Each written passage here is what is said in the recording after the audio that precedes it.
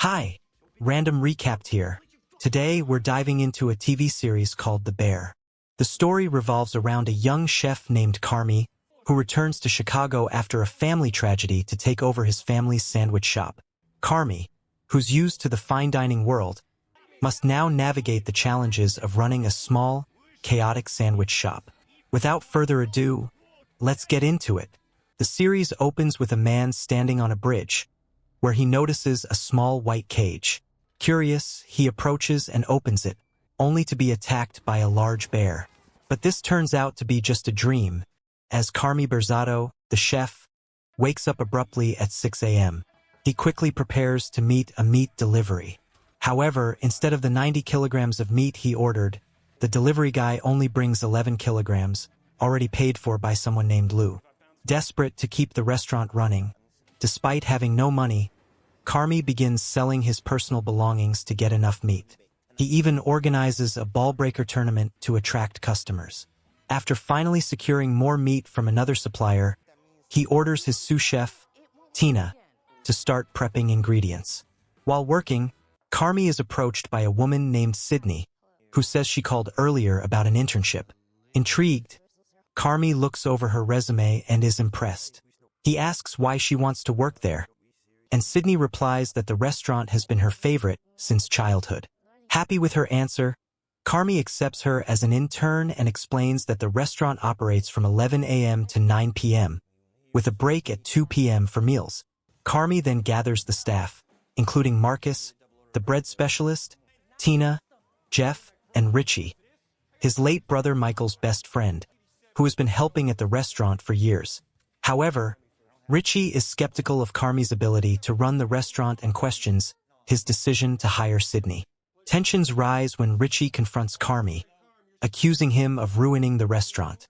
He compares Carmy unfavorably to Michael, saying that Michael built the restaurant into something good, while Carmy is only destroying it.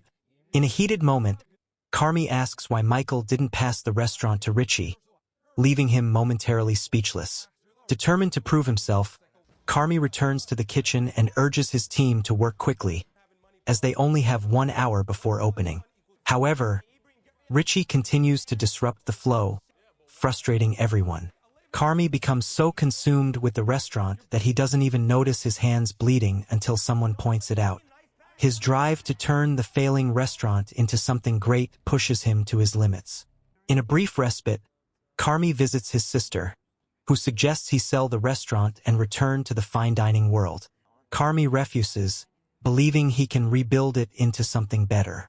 Back in the kitchen, he praises Marcus for creating a perfectly soft bread dough and even offers some sample sandwiches to the staff, who are impressed by how he transformed cheap meat into a delicious dish. While the team takes a lunch break, Carmy stays behind, waiting for customers. As the crowd outside grows restless, they start banging on the restaurant windows. Furious, Carmy confronts them but ends up getting beaten.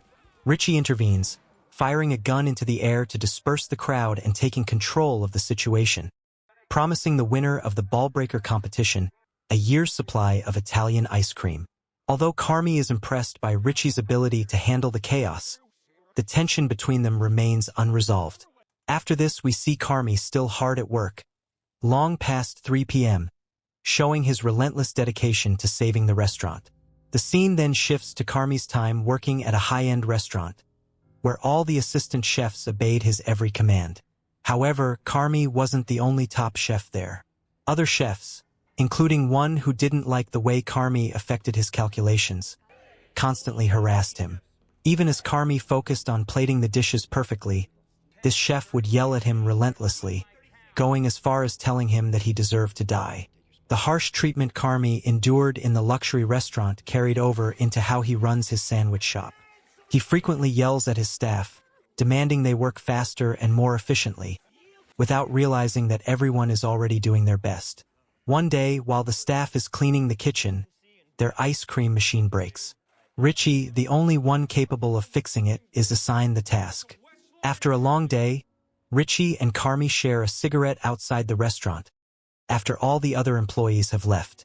Richie stays behind to clean every last stain in the restaurant, ensuring everything is spotless and orderly before heading home. Exhausted, Carmy finally gets a chance to eat the bread he had been too busy to taste earlier. Afterward, Carmy collapses on the sofa and watches a tutorial on making perfect bread dough. As he drifts to sleep, the harsh voice of his former chef echoes in his mind, reminding him of the criticism he faced. This triggers a dream where he almost sets his apartment on fire due to his own carelessness. Fortunately, it's just a dream, and morning arrives, signaling another day of work at the restaurant. While Carmy is busy, Sydney approaches him to discuss her performance. She feels she has proven herself and asks to be paid as a full-time employee. She presents a detailed breakdown of the restaurant's expenses, suggesting they serve lunch from 11 a.m. to 2 p.m. and dinner from 5 p.m. to 9 p.m. She also proposes sourcing ingredients directly from farmers to cut costs, as the main price hike comes from delivery fees. Sydney recommends hiring someone to handle deliveries, but with the limited staff, Marcus is already busy, and the others, Ibra, Jeff, and Tina, can't drive. While Richie's driver's license is suspended, Carmy is left without many options. As Carmy mulls over Sydney's suggestions, he overhears a conversation between Richie and an older woman who introduces herself as Nancy from the Chicago Health Department. She's replacing Ron, who recently passed away, and Carmy quickly steps in, worried that Richie might mishandle the situation. Nancy's inspection turns into a nightmare for the restaurant. She discovers a large hole in the wall, criticizes the lack of hot water in the sink needed to sterilize utensils, and finds a cigarette pack left on top of the stove. Not only could this cause an explosion, but it also poses a contamination risk. After her inspection, Nancy gives the restaurant a C rating. Everyone is upset, but Carmy is especially angry at Richie, who is responsible for many of the issues. Richie had patched the hole with paper and left the cigarette pack on the stove. Carmy orders him to go buy some plaster to fix the hole. Richie argues that he can't drive because of his suspended license, so Carmy tells Sydney to take him. Despite the C rating, Carmy isn't embarrassed. He even proudly posts the inspection results on the front window. But then he notices a man who terrifies him, Jimmy. Jimmy is someone both Carmy and Michael owe money to. Back at the restaurant, Jimmy explains that Michael owed him $300,000, a debt Carmy hadn't known about. Jimmy had even considered breaking Carmy's legs over the unpaid debt, but he now offers to buy the restaurant for a fraction of its value. Carmy refuses, determined not to sell and to pay off the debt himself. Meanwhile, Sydney and Richie head to the store to buy plaster. As they search for supplies, Richie rants about Carmy, telling Sydney that Michael didn't want Carmy in the restaurant because he was always difficult to deal with. Curious, Sydney asks what really happened to Michael, and Richie reveals that Michael committed suicide 4 months ago by shooting himself in the head. Back at the restaurant, Jimmy continues to discuss the financial mess Michael left behind. Carmy confesses that he's been using his own money to cover the restaurant's expenses, including utilities, which are overdue. As Sydney and Richie return, Richie gets a call from his daughter, and during the conversation, he admits his mistake with the cigarettes and that he bought the wrong plaster. Luckily, Sydney had picked up the correct supplies. Carmy, meanwhile, grows increasingly anxious about how to pay off the restaurant's debts. He even calls Pete, his sister Sugar's husband, to ask for a loan, but Pete dodges the question and passes the phone to Sugar. Despite desperately needing help, Carmy can't bring himself to ask his sister for money and instead changes the subject. When Richie returns to the restaurant to fix the hole, he finds that someone else has already done the job. Inside the patched wall, he discovers a note. As the team prepares for another busy day, they receive a flood of orders, and spirits are high. Sydney is officially hired as a full-time employee, marking a new chapter for the restaurant. Carmy steps outside to smoke and calm his nerves, but as he reaches for his cigarettes, he realizes they're missing. He searches his pockets but comes up empty-handed. It's then that he remembers. He had left them on the stove while cleaning the kitchen earlier. The scene continues with Carmy sitting quietly, gazing at the beauty of the ocean. It turns out that his intention was to attend a support group for people struggling with alcohol addiction. As he listens intently, A woman shares her story about how she manages to control her cravings for alcohol and the issues she faces at home. She explains that they can't control or escape it. The only thing they can do is fully recognize that alcohol is harmful to them. After attending the group meeting, Carmy returns to the restaurant to serve the customers. Today, there's a crowd, and the chefs are starting to get frustrated with each other. Richie, in particular, keeps shouting when he needs something, even though Carmy has already asked everyone to remain calm despite the pressure from the demanding customers. When the day ends, Carmy tries to rest but fails. Instead, he opens a book about alcohol being labeled as a family disease. He flips through the pages until he decides to head back to the restaurant. When he arrives, several chefs, including Marcus, are already there, having come in early. Marcus asks why Carmy is there so early, and Carmy admits he couldn't sleep. Carmy then notices that Marcus has put up one of his recipes, aiming to become a better pastry chef. This sparks a conversation, with Carmy sharing the story behind the recipe and how it was designed to serve 12 people. He explains the importance of consistency when stirring sugar, ensuring it doesn't overcook, and how they need to use a large amount of sweet wine from Japan. After talking with Marcus, Carmy calls Sydney into his office.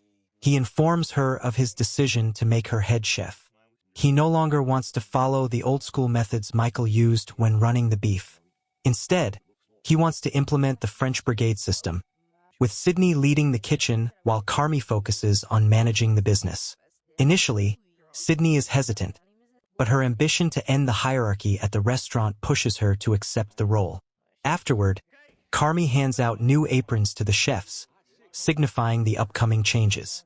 He also gathers the team and explains the French brigade system, assigning each chef to a specialized role. Carmy will remain the head chef, Marcus will handle pastries, and Sydney will oversee sauces.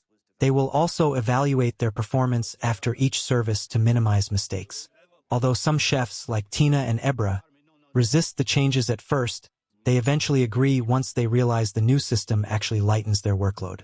Later, back in his office, Carmy receives a phone call from a man named Nico. Shortly after, Richie comes in, asking about the caller.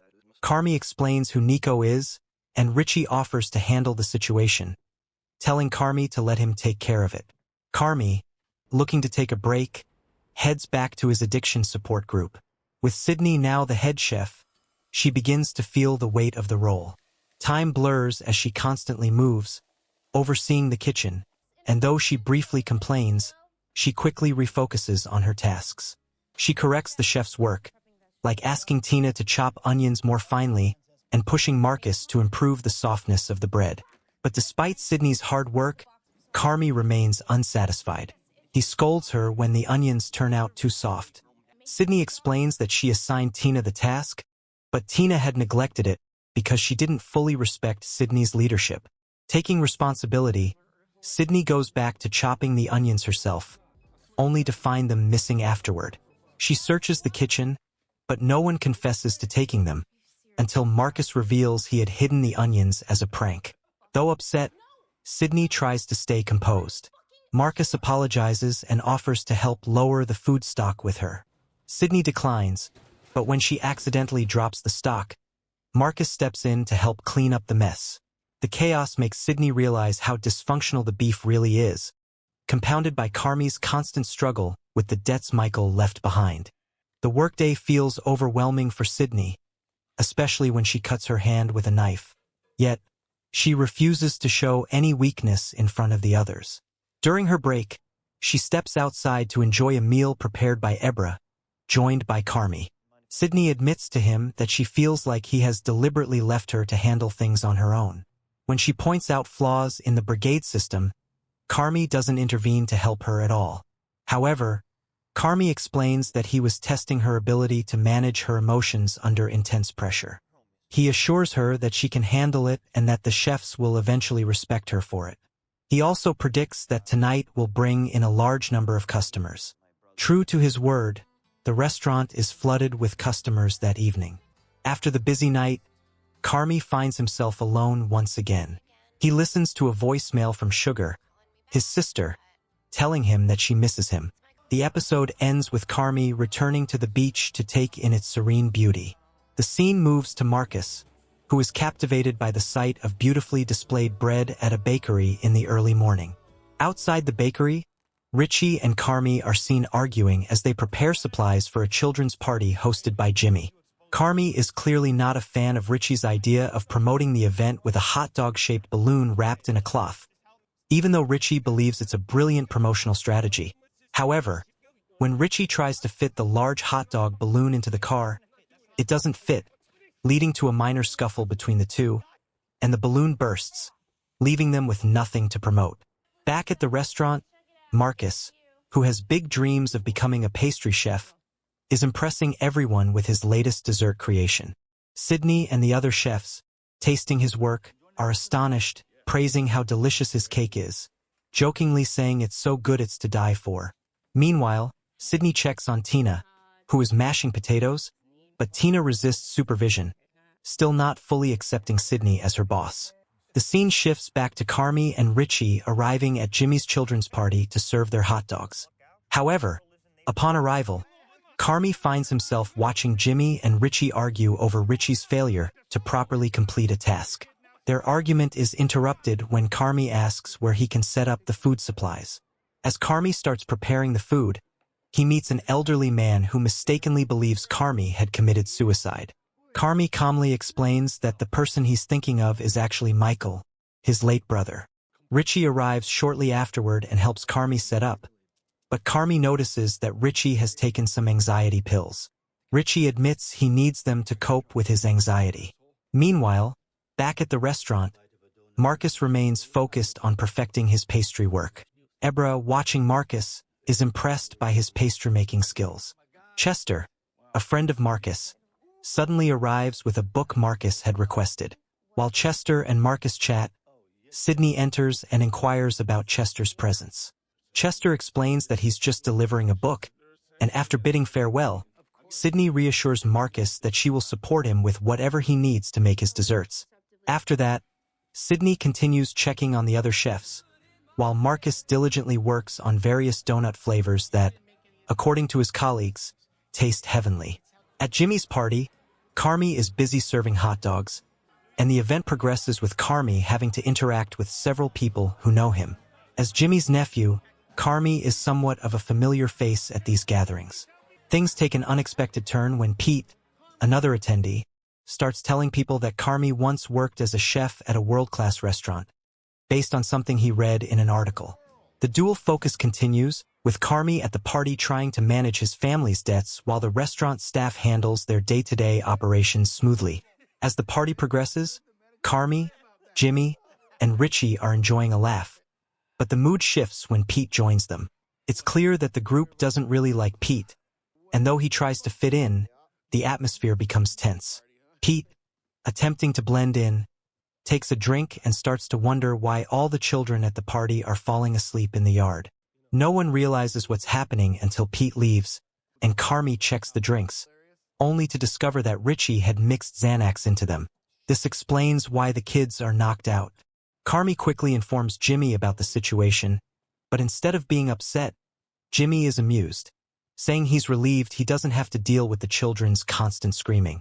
Back at the restaurant, Tina, feeling worn out from her tasks, is surprised by Sydney's kindness when she creates a new sauce to lighten Tina's load. Tina, initially resistant, tastes the sauce without showing it to anyone, and her expression betrays how impressed she is by how much better it is than her own version. Returning to Carmy at Jimmy's party, Carmy wraps up his work and loads his equipment. Jimmy thanks him for doing a good job, and they reminisce as Carmy looks at an old photo of his father with Jimmy. Jimmy shares a memory of a near accident where they almost hit a child while speeding in a car. Luckily, Jimmy managed to brake just in time, but Carmy's father was thrown from the vehicle. They then discuss the enormous debt of $298,500 that Carmy is trying to pay off, along with the interest and other expenses. At the restaurant, Tina asks Sydney to taste the sauce she made, hoping Sydney won't like it. To her surprise, Sydney genuinely praises her work, and this small moment softens Tina's stance towards Sydney. For the first time, Tina respectfully calls Sydney chef, signaling her acceptance of Sydney as a leader. The scene moves shows the exhausted staff of the beef tasting Marcus desserts after a long, hard day. Carmy, too, takes a bite and wholeheartedly praises Marcus' creation, calling it delicious. Marcus beams with pride, pleased to have earned Carmy's approval. Early in the morning, Sydney wakes up before dawn. Unable to fall back asleep as her mind races with images of various dishes, she decides to head to the beef restaurant ahead of schedule.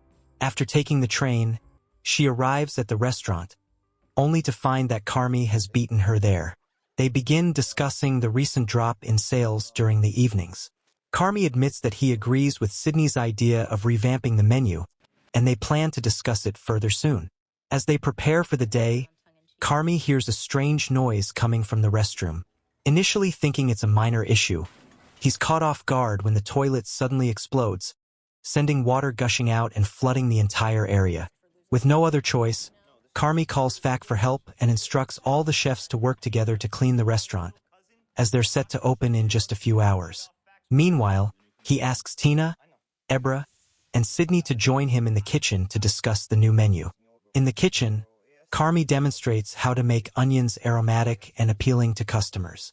He emphasizes that all chefs need to replicate his method, going step by step through each component of the dish. The result is evident as Tina's face lights up, showing her appreciation for the rich flavors in Carmy's creation. Soon after, Fac arrives to check on the bathroom situation. As he works, Richie can't help but pester him with playful pranks, irritating Fac to the point where he stops working. Fac then mentions he heard Carmy is looking for 2 new chefs and wonders if he could apply for a position at the beef and leave his repair job behind. This leaves Richie speechless. Everyone in the kitchen is busy with their tasks. Marcus is focused on baking bread, assisted by Chester, while the others prepare dishes for the day's customers. However, Fac and Richie's argument escalates when Fac expresses his desire to become a chef. Richie, doubting Fac's skills, mocks him, saying that playing the keyboard, which Fac claims is one of his talents, is far from cooking food. Their banter turns into insults, and soon enough, they are physically fighting, leaving the rest of the chefs bewildered as they try to focus on their work. Carmy, losing patience, breaks up the fight by dousing them with water, like trying to separate 2 feuding cats. Although he manages to stop them, Fac accidentally reveals a startling fact. Richie has been dealing drugs behind the restaurant. Shocked, Carmy calls a meeting with Fac and Richie. During the conversation, Richie confesses he wasn't exactly selling drugs, but distributing them in the alley behind the restaurant. He explains that the stress from the COVID pandemic led him to seek side income, as he couldn't survive solely by working at a restaurant with so much debt. At the same time, Marcus unknowingly causes a power outage in the entire restaurant when his baking machine malfunctions. While everyone panics, Richie can't help but laugh at the situation. The chefs scramble to check every room, only to discover the most crucial area, the walk-in freezer, is no longer operational, forcing them to move the perishable stock quickly. Fac assesses the damage and informs Carmy that the condenser is broken and will cost $2,000 to repair. Desperate, Carmy calls Pete, who graciously offers to lend them his cooler for temporary use. Carmy, immensely grateful, can't imagine how disastrous it would have been if the meat had spoiled. As Carmy helps move the stock, his sister, Sugar, arrives and asks to talk to him privately. Sugar expresses her frustration that Carmy asked Pete for help instead of her. She feels like he only comes to her when he's in a crisis. But Carmy, overwhelmed by the current disaster, says he doesn't want to argue. Sugar shifts the conversation, asking if their brother has attended any AA meetings. When Carmy confirms, she is moved and hugs him tightly. Back in the restaurant, Sydney, as the inventory manager, realizes there isn't much else she can do other than help move some items. With the situation grim, the team decides to sell food outside the restaurant with whatever ingredients they have left. Despite the challenges, the chefs manage to serve the customers cheerfully, and sales surprisingly don't drop. However, Carmy now faces the pressing issue of finding the money to fix the electrical system. Later, as Carmy takes a break in the alley to clear his head, he spots Marcus sitting alone, deep in thought, blaming himself for the power failure that shut down the restaurant. Carmy reassures him, sharing a personal story of how he ruined an award ceremony the night he was crowned the best chef in the world. He encourages Marcus not to dwell on the mistake and to rejoin the team in serving the customers. Afterward, Carmy talks with Fac, who jokes that they'd need $5,500 to fix everything, unless Richie goes back to selling drugs. Richie, feeling like a hero now, asks Fac to first admit that he won their earlier fight. Reluctantly, Fac agrees, and with that settled, they all get back to work. Once the restaurant is back up and running, the chefs handle the equipment with extra caution, particularly Marcus. The scene shows Sydney, now asleep, dreaming of a new recipe she's concocted. Ribs braised in Coca-Cola, served with risotto. The scene shifts to a lively family gathering, showing a joyful moment when Michael, still alive, is telling a story about his trip to Ceres. As he recounts his experience, Michael asks young Carmy to grate some Parmesan so they can serve the meal soon. Richie is there too, acting as Michael's enthusiastic supporter. Later, this same story is retold by Richie during a date with a woman. With great passion, Richie describes Michael as the perfect man, recalling how they once stayed at a bar until 7 a.m. Unfortunately, the date doesn't end well, as Richie fails to win the woman over. Frustrated, Richie returns to the restaurant and shares a photo of the woman with Tina, who thinks the woman wasn't a good match for him anyway. But Richie, being a playboy, shrugs it off and moves on without much concern. As the chefs are busy preparing for the day, Sydney approaches Carmy with a new idea. Carmy listens but feels that Sydney is not reading the situation well, as they are swamped with work. He acknowledges that he's already reviewed Sydney's resume and that her previous employer noted she tends to be impatient. Carmy reassures her that they will evaluate the new menu when the time is right. Fortunately, Sydney accepts the feedback graciously and doesn't dwell on it. Carmy then steps outside to meet with Sugar, who is visibly frustrated with the state of their family restaurant. Sugar reveals that she was recently visited by the IRS, who claim that Mike's restaurant didn't meet certain tax requirements, and now she has to deal with sorting out the documents. She asks Carmy for help in locating the 2018 payroll files. Overhearing this, Richie heads back to the restaurant to check on the tax issue. Meanwhile, as Richie and Sydney chat near the register, a gunshot suddenly shatters the restaurant window, sending everyone into a panic. Surprisingly, Richie remains calm but angry about the incident. After ensuring his colleagues are safe, he steps outside to investigate.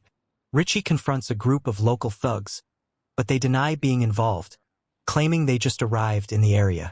Understanding the street dynamic, Richie makes a deal with the thugs, allowing them to smoke near the restaurant if they help him find out who was responsible for the shooting. After resolving the situation, Richie returns to find the chefs cleaning up the shattered glass. Meanwhile, Sugar pressures Carmy again about finding the 2018 payroll documents, reminding him that if they don't, her house will be seized. Overwhelmed, Carmy steps outside to clear his head and joins Richie for a smoke. They discuss the missing payroll documents, and Richie admits that he and Mike were never good at handling paperwork. Their conversation shifts when Richie shares a personal story about his daughter asking about the meaning of their last name, which, according to her mother, means bearer of bad news. Richie is upset that his ex-wife has passed on this negative sentiment, further straining his relationship with his daughter. Not wanting to dwell on his sadness for too long, Richie heads back inside, urging Tina to open the restaurant so they can focus on work and forget their troubles for a while. As the chefs start serving orders, Sydney, with her characteristic ambition, asks Carmy to taste her new dish. Though Carmy and the other chefs agree that the food is delicious, Carmy advises her to be patient, as they aren't ready to make it a mainstay on the menu yet. Despite his advice, Sydney sneaks the dish onto the menu as an extra option for customers. Meanwhile, Carmy and Sugar continue searching for the 2018 payroll documents, and amid the search, they get into another argument. Sugar confronts Carmy about his distant behavior, accusing him of never reaching out to check on her. Carmy remains silent, acknowledging that he's never been good at being close to his siblings, not even with Mike. Sugar warns Carmy that running the restaurant will consume him over time, but Carmy remains hopeful, determined to restore the legacy of the restaurant his late brother left behind. Finally, Carmy breaks his silence, asking Sugar how she's doing, and in that moment, they find the missing payroll slips from 2018. As the restaurant buzzes with activity, another disturbance breaks out outside. This time, Richie scrambles to find his gun, fearing another dangerous situation. However, Sydney steps in, taking charge and shouting for everyone to stop arguing. She defuses the tension by introducing herself and asking others to do the same. Before Richie can intervene with his gun, he realizes Sydney has already resolved the conflict by offering sandwiches to the gangsters. She even agrees to give them drinks as long as they promise to stop causing trouble. With the chaos calmed, the chefs return to their work. Richie, however, can't help but stir things up, attempting to distract Tina with idle chatter. Tina, annoyed, shoos him away, insisting he let her work. Richie confides in her that he's still unsure about the young chefs running Mike's legacy restaurant. He admits that he's been considering leaving the restaurant, though he has no idea where to go or what to do next. The scene moves to Carmy looking pleased at how the chefs have managed to work together, communicating effectively and running the kitchen smoothly. Outside, Richie watches as the police arrest the gangsters who had been lingering near the restaurant, bringing a sense of closure to the day's conflicts. The scene opens with a view of Chicago, a city once notorious for its chaos and crime, now transformed into a thriving hub of commerce and urban life. People are conducting transactions, and the city's growth is evident everywhere. Carmy walks into the beef and hears Ebra reading aloud an article about their restaurant. The article contains some negative reviews, but a few food critics praise the restaurant, especially highlighting their sandwiches as particularly enjoyable. With a busy day ahead, Carmy asks everyone to focus and get to work. Meanwhile, Sydney attempts to explain her reasoning behind a new menu item, insisting she had no idea who the man reviewing them was. Fortunately, Carmy brushes it off, telling Sydney to get ready for the day. Carmy instructs all the chefs to start inventorying their supplies. As they all finish, Marcus lags behind, still preoccupied with perfecting his donuts, which frustrates Carmy. Tensions rise when Richie arrives, questioning the new menu item that had been reviewed.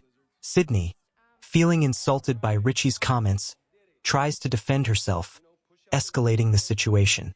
Their argument intensifies, and the two decide to settle it privately. At the register, just before customers start coming in, Richie confronts Sydney, asking why she's really working at the beef. Is she truly committed, or is she trying to ruin Mike's legacy? Sydney, offended again, snaps back, mocking Richie for not even being able to use his phone to take orders. Carmy, exhausted by the bickering, attempts to intervene when he hears a commotion coming from the kitchen. He rushes back to discover a massive order that they have to prepare immediately. It turns out to be a pre-booked order consisting of 78 slices of chocolate cake, 99 portions of fries, 54 servings of chicken, 38 salads, and a staggering 255 beef sandwiches, all due in just 8 minutes. The whole fiasco is Sydney's mistake. Furious, Carmy orders everyone to work overtime. The volume of the order is impossible to fulfill in such a short time, but they push forward, trying to manage the chaos. However, the tension between Richie and Sydney continues, as both of them keep provoking each other. Meanwhile, Carmy is busy yelling at the chefs to wrap the hundreds of sandwiches they need to complete. As Sydney is supposed to prep the vegetables, Richie keeps pestering her, pushing Sydney to the edge. In a moment of anger, she threatens him with a knife. The chaos isn't confined to them. While Carmy struggles to handle the overwhelming orders, Marcus tries to grab his attention to ask about the donuts he just finished. Furious at Marcus's misplaced priorities, Carmy throws the donuts and orders him to help the others immediately. The breaking point comes when Sydney, in the heat of their argument, accidentally stabs Richie in the buttocks. Shocked and silent, Sydney puts on new shoes, grabs her bag, and tells Carmy she's leaving the restaurant. Sydney walks out of the beef, leaving behind the turmoil she helped create, unwilling to accept full responsibility for the disaster. The scene opens with Carmy acting as though he's in a dramatic soap opera, sarcastically mocking the pathetic state of the beef, the restaurant that Mike left him after taking his own life. Carmy tells the audience that he was once a great chef, but this is just a dream sequence, interrupted when a bear suddenly roars at him, startling him awake. He wakes up surrounded by pictures of dishes that haunt his thoughts. After getting up and cleaning himself, Carmy heads to an Al-Anon meeting, where the leader invites anyone to share their experiences. Carmy raises his hand, introducing himself and explaining why he's there. He confesses that his brother, Mike, was an addict before his suicide. Carmy talks about how he was once a chef at one of the world's best restaurants, but Mike's death left him with a failing diner. Carmy recalls how he and Mike bonded over cooking when they were younger, dreaming of opening a restaurant together. But Mike eventually pushed Carmy away, banning him from the kitchen for reasons unknown, leaving Carmy feeling worthless. Determined to prove Mike wrong, Carmy had promised himself he would make their parents proud, which he did when he became a successful chef. But he left that life behind to take over the beef after Mike's death. Now, here he is, trying to make sense of the mess Mike left behind. The scene shifts to the beef, where Carmy gathers the staff to deliver both good and bad news. The good news: they can still serve sandwiches for lunch. The bad news: they'll have to stop service early for a private party hosted by Jimmy, meaning fewer portions to prepare for dinner.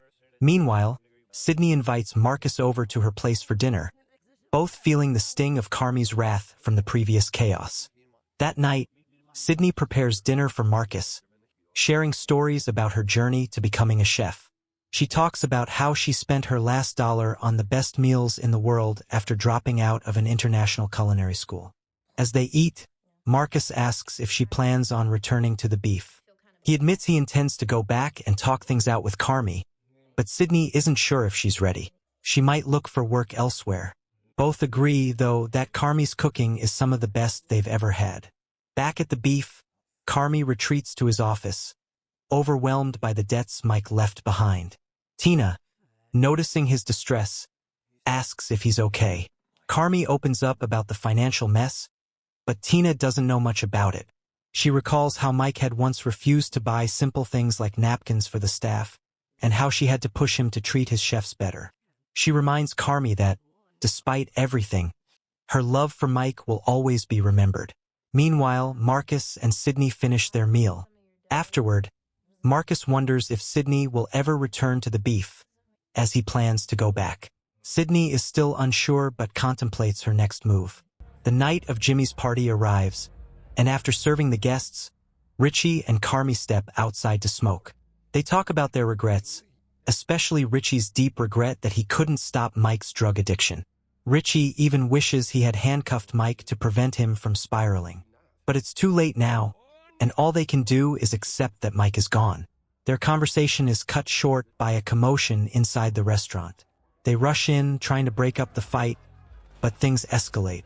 Carmy gets punched, and Richie, in a moment of rage, retaliates, knocking the man unconscious. Richie is taken to jail, awaiting the man's recovery, fearing a potential murder charge if the man doesn't wake up. He makes a phone call to his ex-wife, simply telling her he just wanted to let her know he's finished with his work for the night.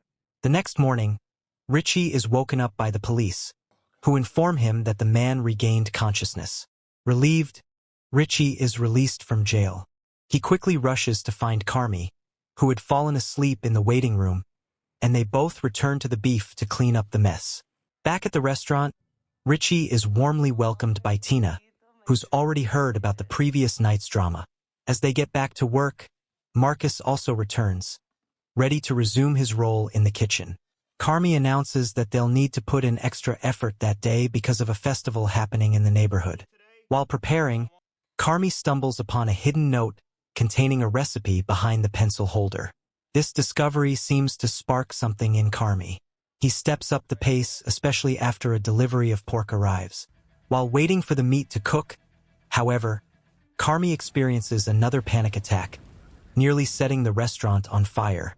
Luckily, the team catches it in time and puts out the flames, with Richie telling Carmy to take a breather. Once Carmy is calm, Richie hands him an envelope containing a letter from Mike. Carmy slips away to a quiet alley to read it. In the letter, Mike tells Carmy to always remember what he used to say. Enclosed is a family recipe for homemade spaghetti. Inspired by the letter, Carmy decides to make the dish for the staff's lunch. As he prepares the sauce, Carmy is shocked to find bundles of cash hidden inside the cans of tomatoes, neatly wrapped stacks of dollar bills. He calls the chefs to help open all the cans, discovering even more money stashed inside. That day, the kitchen is abuzz with the unexpected task of uncovering the hidden fortune. At that very moment, Sydney, who has decided to return, walks in and is shocked by the scene.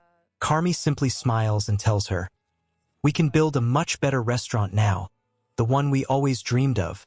In the final scene of Season 1, Carmy makes the decision to close the beef and officially introduces the Bear, the new restaurant they plan to open soon. As a final gesture, he shares a meal of his family's homemade spaghetti with the entire team. This is the end of Season 1 of The Bear. Season 2 of The Bear opens with Marcus at the hospital, tenderly caring for his ailing mother as she lies weak in bed. With love and patience, Marcus cleans her hands using a damp cloth, squeezing out the water first. Afterward, he returns to his reality, preparing for the next chapter of The Bear with his team. Both Carmy and Sydney are fully committed to this new challenge. They've thought everything through and are ready to face whatever lies ahead. Carmy gathers the entire crew to discuss the financial hurdles they'll need to overcome. Everyone shares what the new restaurant needs: pans, kettles, stoves, cleaning supplies, and even a new roof. Tina also insists on a raise for the staff. As Carmy works through the budget, he calls for Richie, but Richie doesn't respond. Curious, Carmy heads to the basement, where he finds Richie staring at a pile of old photographs. Though Carmy sees Richie is distracted, he asks him to call Sal about installing some drywall. But Richie doesn't reply. Instead, he asks Carmy if he thinks Richie has any real purpose. At first, Carmy brushes it off, but then, realizing Richie is serious, he turns back and listens. Richie talks about reading a book about a man with no skills or purpose, whose days are spent simply watching trains go by. Richie admits he feels he's getting too old for this, that he worries Carmy and the others might replace him because he's not a skilled chef. Carmy reassures him, promising that Richie will always be part of the Bear. Glancing at the photos Richie had been looking at, Carmy realizes they're pictures of the Berzatto family. The scene shifts to a conversation between Tina and Sydney. Tina expresses frustration with their old, burnt-out kitchen equipment.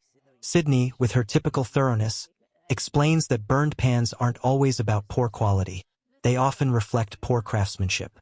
Marcus returns, having taken care of his mother. The team offers their condolences and wishes her a swift recovery. In the office, Carmy is starving, having been too busy to eat. Sugar, who's been helping Carmy manage the project, reminds him that they need to meet IRS standards before opening the new restaurant. She points out that they can't start the Bear until they've settled the $300,000 debt owed to Jimmy. Sydney enters to inform them that all the chefs have completed their certifications, except for Ebra, who needs to renew his, and Richie, who has never been certified at all. As the three of them discuss these issues, Sydney accidentally leans against a wall, which suddenly crumbles, revealing a hole. Richie is furious, especially when he realizes the collapse destroyed one of Mikey's favorite paintings. Though Sugar and Sydney seem unfazed, Richie believes Mikey deserves more respect. However, this incident gives Carmy an idea to use the crawl space, and he asks Richie to fix the wall. Meanwhile, Carmy, Sugar, and Sydney meet with Jimmy to propose a partnership model for the Bear. Carmy presents the restaurant as a collaborative venture. Sydney emphasizes customer satisfaction, and Sugar guarantees the legitimacy of all their documents. But Jimmy seems distracted, barely paying attention, as an alarm blares in the background. When Carmy mentions he needs to borrow $500,000 instead of the $300,000 they originally owed, Jimmy asks why. Carmy confesses that they found Michael's hidden cash. This surprises Jimmy, as he had no idea Michael hadn't stashed it in a bank. Carmy also asks Jimmy what KBL stands for. Jimmy explains, K is for Kalinowski himself, B is for Berzatto, and L is for Lane Lee, Carmy's uncle. Despite the high stakes, Carmy pushes forward, even betting that if they can't repay the debt within 18 months, Jimmy will own the restaurant and the land. Sugar and Sydney are shocked by Carmy's bold gamble, but Jimmy agrees to the deal. With Jimmy's support secured, the team shifts its focus to preparing for the reopening of the Bear. Tina heads out early to catch her bus, but Sydney catches up with her, asking if she'd consider returning to school to help Ebra with his certification. Tina is enthusiastic about the idea. As the day winds down, Carmy and Sydney head home, but Carmy can't stop thinking about the future of the restaurant. Inspired by his old chef's coat from his days in fine dining, Carmy returns to the Bear and calls Sugar and Sydney back to talk. Together, they decide on a clear vision for the restaurant and their collective future. 12 weeks before the grand opening of the Bear, the team is seen working tirelessly to renovate the building with minimal expenses. All the chefs have come together, determined to handle repairs themselves. Meanwhile, Carmy and Sydney are preoccupied with preparing for the challenges they'll face in the upcoming weeks, trying to maintain a calm atmosphere despite the mounting pressures. In one scene, Richie, Fack, and Marcus are watching a YouTube tutorial on how to scrape walls properly. Fack quickly dismisses the video, arguing that they need to move the locker first before doing anything else. Richie insists on following the tutorial, leading to a light-hearted argument. Marcus sides with Fack, agreeing that the locker should be moved, which Richie interprets as Marcus forming an alliance with Fack. Despite the tension, the three eventually decide to move the locker together, struggling under its heavy weight. Meanwhile, Sydney has a private conversation with Ebra and Tina, informing them that they will be attending cooking school again. She assures them that their hourly wages will continue, and all school fees have been accounted for in the restaurant's budget. Tina is thrilled at the news, while Ebra is less enthusiastic, seemingly apprehensive about the opportunity Sydney is offering. The noise from the renovations becomes too loud, drawing the attention of the rest of the crew. A heated exchange follows, with Richie and Fack blaming each other for the disturbance. Carmy steps in, his attention caught by the locked locker that had yet to be opened. Grabbing a tool, he opens it to find only a single hat, Michael's old hat. In a gesture of respect, Carmy hands the hat to Richie, honoring his late brother's memory. After everyone disperses, Sydney asks Carmy why Michael only left a hat in the locker. What Sydney doesn't know is that Michael's final act before his death was tragic, and the hat holds deep meaning. Later, with the restaurant's issues temporarily resolved, Carmy invites Sydney to his apartment to discuss new recipes. At the same time, Ebra and Tina finally attend cooking school, with Tina thriving and Ebra struggling to adapt to the fast-paced environment of a professional kitchen. Back at the restaurant, Richie becomes frustrated again, this time because Fack keeps running to Sugar, who often reprimands Richie for his behavior. Fack uses this to his advantage, pointing out that if Richie wants respect, he has to listen to others' ideas. Richie, with his stubborn nature, challenges Fack to shout for Sugar's help, only to stop him aggressively when Fack tries. Meanwhile, Tina thoroughly enjoys her cooking class, while Ebra grows increasingly anxious in the presence of highly skilled chefs. In Carmy's kitchen, he and Sydney work on perfecting their bread recipe. During the process, they discuss sourcing ingredients for the Bear. Sydney suggests trying frozen Conrad and smoked bone marrow, but when Carmy tastes their latest creation, he criticizes it for having too much acid, which Sydney admits may have ruined the original recipe. At the restaurant, Sugar vents about her struggles, losing Mike, managing the restaurant, and now handling the responsibilities passed on to her by her brother. What no one knows is that Sugar is pregnant, and not even Pete, her partner, is aware. Richie, Fack, and Marcus listen to her, and the conversation lightens when Richie confidently claims the roof will collapse. Sure enough, when Richie presses on the ceiling, a cloud of dust rains down, covering him. That night, Carmy remains absorbed in his recipe development, while Sydney celebrates her birthday with her father. During their quiet dinner, Sydney's father shares the story of how he first met her mother, ending the conversation with Sydney blowing out her birthday candles. In a parallel scene, Carmy is seen browsing for ingredients at a grocery store, where he unexpectedly runs into Claire from his past. They exchange greetings, and it becomes clear that seeing her brings back memories for Carmy. Back at her family dinner, Sydney opens up to her father about her work at the Bear. She explains that they are rebuilding the beef into something entirely new.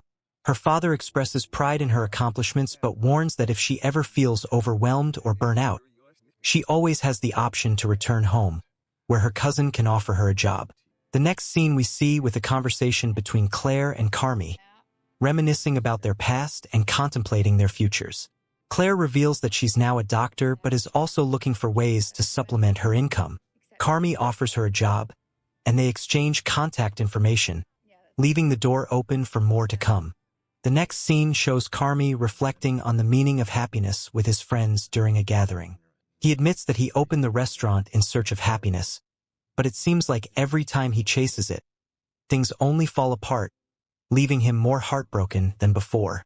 Despite the pain, he thanks his friends for allowing him to share his story. Meanwhile, Sydney is deep into her research as they now have only 11 weeks left until the grand opening of the Bear. She reads several articles about restaurants that had to permanently close due to the COVID-19 pandemic, fueling her determination to make their venture a success. After her research, Carmy and Sydney get back to experimenting in the kitchen, this time focusing on dessert. However, no matter how many attempts they make, the flavors just don't come together the way they need them to. Frustrated, Carmy suggests they take a break. He tells Sydney to go out, and they agree to meet up at a cafe in an hour to discuss their next steps.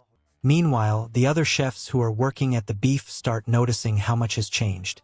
Tina feels strange seeing a nice locker room and an expensive grill, while Ebra is feeling out of place, now being mentored by a world-class chef.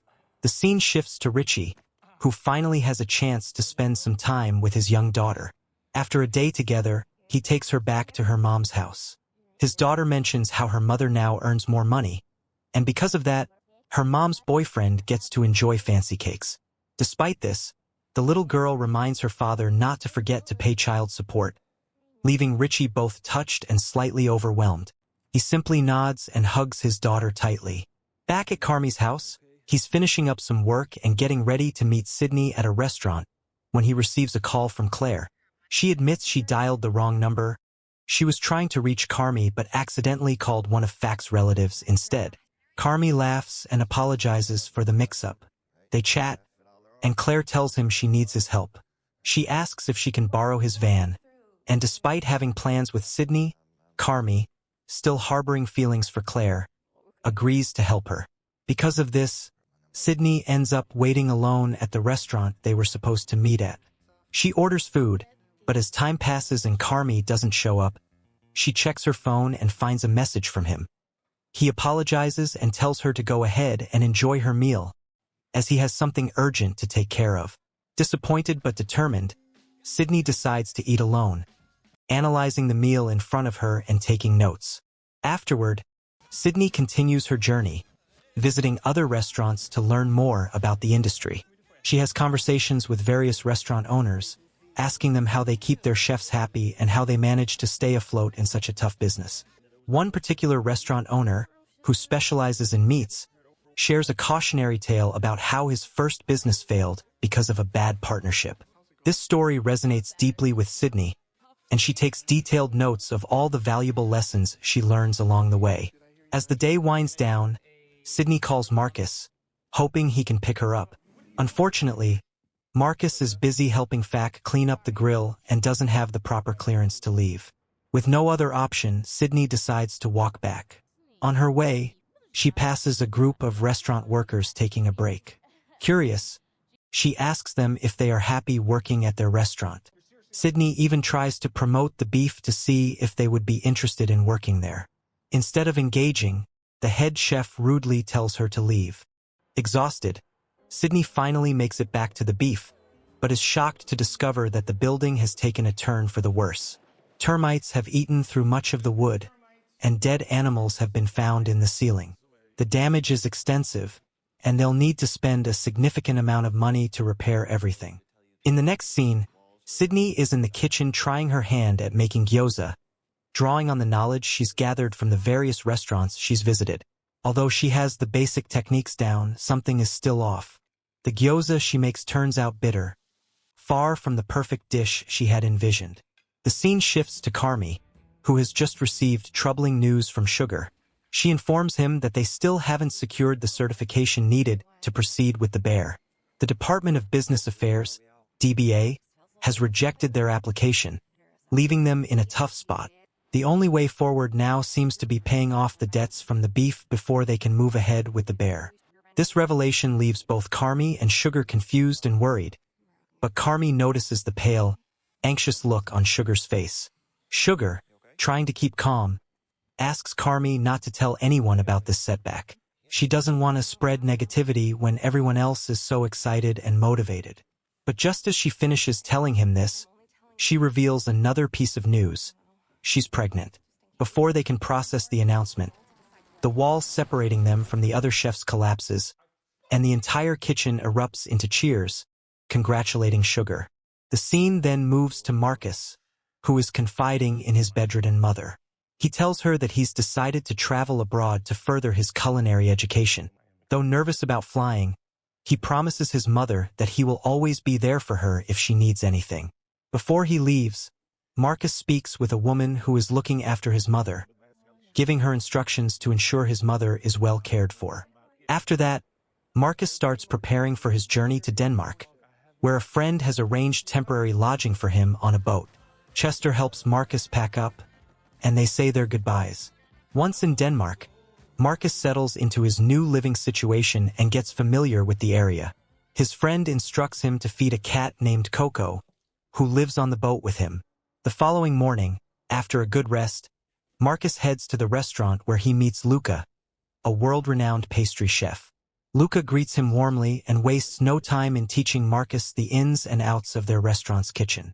Though eager, Marcus struggles during his first few attempts to replicate Luca's recipes. He fails multiple times, but on his third try he finally gets it right. Luca compliments his progress, acknowledging that Marcus has potential. They begin to bond as Luca mentors him, guiding Marcus through new, challenging recipes.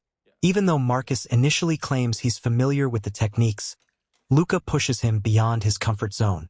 Meanwhile, back in Chicago, Sydney is conducting interviews for new staff as they prepare for the Bears' grand opening, which is now only 7 weeks away. The scene returns to Marcus, who, after a long day at work, decides to relax in a nearby park. He sends a voice message to his friends back home, letting them know that things are going well in Denmark. He's excited about his experience working in such a prestigious restaurant and even enjoys sampling various pastries to refine his skills further. He later video calls Fack, who informs him that the bear still hasn't passed its fire safety inspection, and they're awaiting the next results. Fack is also caught up in a spat with Richie during the call, adding a humorous layer to the conversation. The next day, Marcus heads back to the restaurant, where he and Luca share more stories. Luca reveals that he has been a chef for over 14 years and used to be a troublemaker in his youth, constantly getting into trouble at school. Marcus opens up about his own past, telling Luca how he used to be a center back for a third-division football team. When he realized he wasn't going to make the starting lineup, he switched careers and became a butcher. It was during his time in the butcher shop that his passion for pastry began to blossom.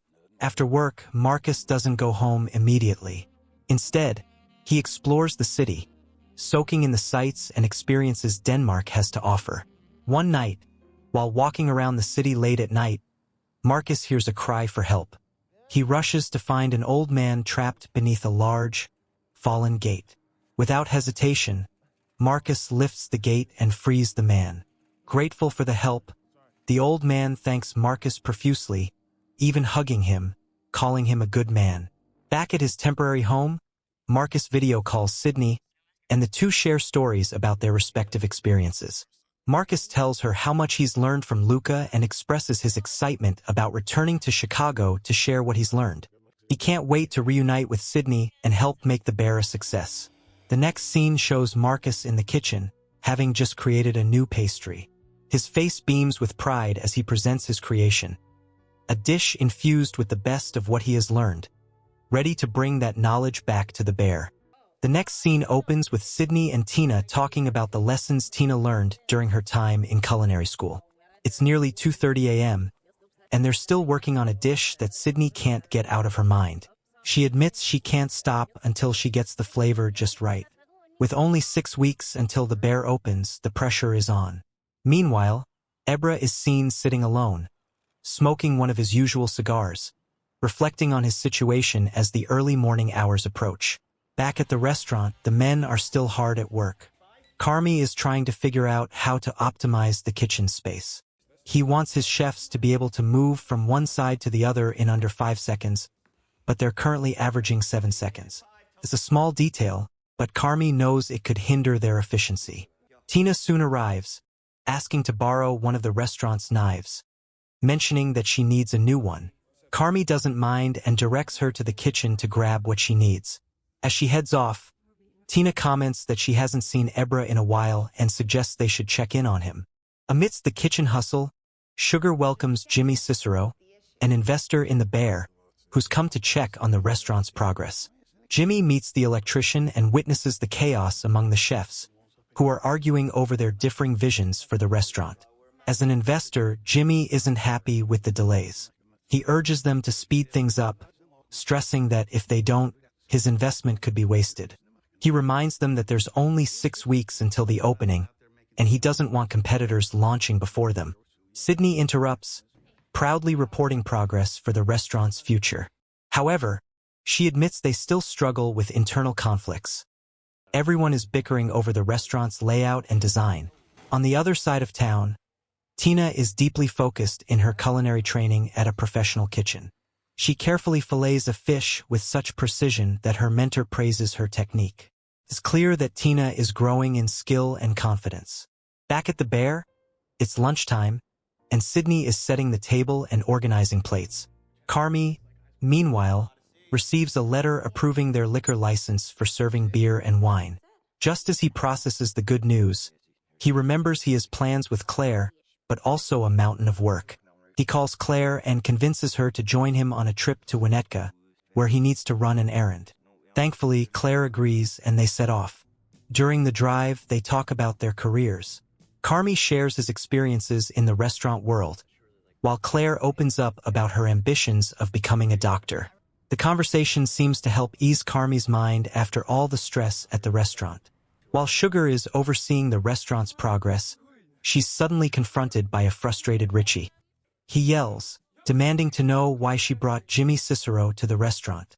Richie believes that Jimmy shouldn't know about their internal problems and only needs to be reassured that his money is safe. Sugar fires back, reminding Richie that Jimmy is their partner, and as such, he has a right to know how things are progressing. In Winnetka, Carmy and Claire arrive at a deposit building. Carmy places a letter into a deposit box, but then becomes unsure of what to do next. Back at the restaurant, Sydney is busy interviewing new staff members. She asks Sugar whether she plans to be a full-time employee or just help out as needed. Sugar admits she has other work commitments and will only be able to dedicate part of her time to the Bear. As Claire and Carmy drive back, Carmy opens up about how much he misses his brother, Mike.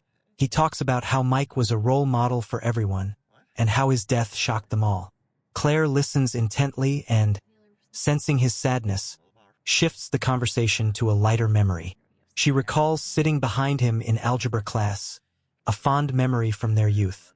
After that, Claire invites Carmy to a party, mentioning that a friend of hers needs advice after recently going through a breakup. Carmy agrees, noting that he hasn't been to a party in ages. At the party, Claire consoles her heartbroken friend while Carmy listens quietly, offering minimal advice. They both try to enjoy the evening, and Carmy even reconnects with an old friend. Meanwhile, Tina has joined her classmates at a bar. At first, she's hesitant to join in, but when they ask her to sing, she nervously agrees. As she starts, the bar falls silent, and everyone listens in awe. By the time she finishes, the room erupts in applause, and Tina is left glowing with pride. Back at the party, Carmy is playing a game with some friends when Claire pulls him into the kitchen for a private conversation. As they talk, it becomes clear they have feelings for each other. Claire confesses her fears about the possibility of them being separated again when she leaves for Copenhagen.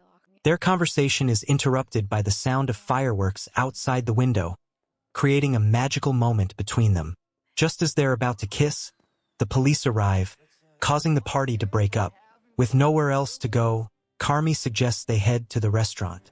But when they arrive, the peaceful night is ruined by the sound of an argument. Sydney, Richie, Sugar, and the others are in the middle of a heated debate over their differing opinions on the restaurant.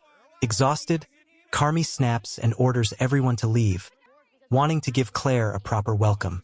Once the chaos dies down, Sugar and Richie greet Claire warmly before they each leave. Finally, Carmy and Claire are alone. As the moment between them builds again, Fack suddenly bursts in with his usual boisterous energy. Carmy quickly ushers him out, explaining that he's with Claire. Thankfully, Fack takes the hint and leaves. In the quiet of the restaurant, the scene culminates in a tender moment as Carmy leans in and kisses Claire. The next scene shows Sugar and Michael stepping out of their house after their mother had an outburst, triggered by Sugar simply asking how she was doing. Michael, the eldest sibling, tries to calm Sugar, advising her that it's not always wise to ask someone about their well-being when they're already struggling with their own problems. Sugar takes a deep breath, visibly trying to compose herself. Shortly after, Carmy appears, asking Michael to help calm their mother. But Carmy, too, seems overwhelmed, struggling to deal with the instability of their mom's mental state. The three siblings share a cigarette in the cool night air, speaking in hushed tones about how they could possibly settle their mother down. Suddenly, Richie shows up, asking if he should get involved. Being a close friend but not family, Carmy firmly tells him that this is a family matter and that he should stay out of it. After some debate, Sugar agrees to stop asking their mother questions, as long as Carmy promises to deal with her on his own. With this tentative agreement in place, they all head back inside. It's revealed that today is Christmas, and the Berzatto family has invited relatives and friends to celebrate the holiday together. Among the guests are Uncle Lee, Jimmy, and Fack, who arrives with his friend, Ted. Fack and Ted are awkwardly seeking financial backing from Jimmy for a business venture. Jimmy, unsure of their proposal but trying to be polite, gives a non-committal sure, clearly not promising anything substantial. The scene shifts to the kitchen, where Donna, the Berzatto matriarch, is in the middle of preparing her signature 7 fishes feast, a traditional Italian dish. Carmy assists her, but the air is thick with tension. Donna, who is clearly struggling with her emotions, brushes off the help she's offered by everyone around her. At one point, Richie's pregnant wife, Tiffany, arrives, and Donna greets her with her usual warm hospitality, instructing Carmy to show her to a bedroom so she can rest. Chaos brews in the kitchen, as Donna snaps at everyone around her while simultaneously fawning over arriving guests. She jokes with Stephen and Lee, who ask her why she always sticks with her 7 fishes tradition. Donna explains that the dish symbolizes Italian immigrants seeking a new life, while Lee interjects, saying it might represent the biblical tale of 7 versions of a miracle. Meanwhile, Carmy's older brother Mikey teases him relentlessly, especially about Claire, a girl from their past. Mikey, along with Richie, pokes fun at Carmy's childhood crush on Claire, joking that she's all grown up now, no longer the awkward girl with thick glasses and chubby cheeks. Although Carmy denies having feelings for her, everyone seems to know that Claire was, and maybe still is, Carmy's true love. The scene then moves to Richie, who is shown tenderly bringing Tiffany a drink, made by Carmy, and checking in on her well-being. They share a heartwarming moment where Richie jokes about Carmy's crush before the conversation turns more serious. Tiffany opens up about feeling better, but they both wonder aloud whether their future child will be proud of them, given their troubled pasts. Richie, always the joker, lightens the mood with his usual humor before heading back downstairs. As Richie re-enters the party, he bumps into Jimmy and pulls him aside to confess his frustrations about his job. Richie admits he's tired of wrapping sandwiches for a living and wants a real job, so he can provide for his newborn. Jimmy understands but warns Richie that the kind of job he's asking for might come with dangerous strings attached. Meanwhile, in the kitchen, Sugar hesitantly tries to offer her mother help. Donna, as usual, is sharp-tongued, making a snide remark about how she accidentally started calling Natalie Sugar after Natalie once mixed up sugar and salt in the kitchen. Despite Donna's harsh words, Natalie remains unfazed, knowing how fragile her mother is after her father's departure. At one point, Carmy manages to get some alone time with Mikey and presents him with a thoughtful Christmas gift, a sketch of the restaurant they've always dreamed of opening together. This reveals the origin of the Bear, the name of their future restaurant, which the Berzatto family has always used as a term of endearment. Mikey is touched by the gesture but isn't quite ready to discuss their shared dream just yet. Suddenly, the tranquility is shattered by a loud clatter from the kitchen. Donna has dropped something, and tensions rise as Lee tries to engage her in conversation about his new property investment. But Mikey interrupts, making it clear that he doesn't appreciate Lee's presence. The air between them grows more uncomfortable by the second. As the guests sit down for dinner, the atmosphere grows tense. Tiffany thanks Jimmy for giving Richie a new job, unaware that Richie had exaggerated his position to her. Jimmy, quick on his feet, plays along, saving Richie from embarrassment. As dinner progresses, everyone encourages Mikey to lead a prayer of gratitude. But before he can start, Lee makes a snide comment, accusing Mikey of recycling the same stories every year. This provokes Mikey, who hurls a fork at Lee in frustration. A heated argument ensues between the two, but it's quickly overshadowed when Donna bursts into the room, clearly at her breaking point. Carmy follows his mother to the kitchen, where he finds her smoking and crying. He tries to comfort her, urging her to come back to the table, but Donna, in a fit of frustration, refuses. She briefly embraces Carmy before ordering him to leave her alone. Back at the table, the tension explodes as Donna storms out of the house, upset over a seemingly innocent question from Natalie about how she's been feeling. Lee, ever the instigator, mutters that he knew this would happen, which sends Mikey into a fit of rage. He escalates the argument by physically confronting Lee, only to be interrupted by a sudden, loud crash from outside. Everyone rushes to the window to see that Donna has driven her car into the side of the house. She steps out of the car, laughing hysterically. As the family looks on, their emotions in tatters. It's clear that the chaos of the night, combined with Donna's mental state, has taken a toll on everyone, particularly Carmy and Mikey, who are left grappling with the weight of their family's dysfunction. The scene shifts to Sydney, who is still wrestling with the restaurant's new system while listening to a motivational speaker. The speaker emphasizes that failure isn't destruction. Rather, it's an opportunity to learn, change, and shift one's mindset for future growth. Meanwhile, we see Richie, waking up at nearly 6 a.m., dreading the day ahead. He has been punished by being sent to a prestigious restaurant where Carmy once worked as an esteemed chef. Reluctantly, Richie drags himself inside, expecting the place to be empty. Instead, he's greeted by a man named Garrett, who simply says, "Forks." Confused, Richie is tasked with cleaning forks. That's it, his sole job. He complains, grumbles, and moans, much like he used to back at the Bear, frustrated by what he sees as a pointless task. Despite his protests, Garrett remains patient, explaining that if Richie does his job well, maybe, just maybe, he'll be promoted to cleaning spoons. It's a simple system, but Richie resists, seeing it as beneath him. The restaurant is alive with activity.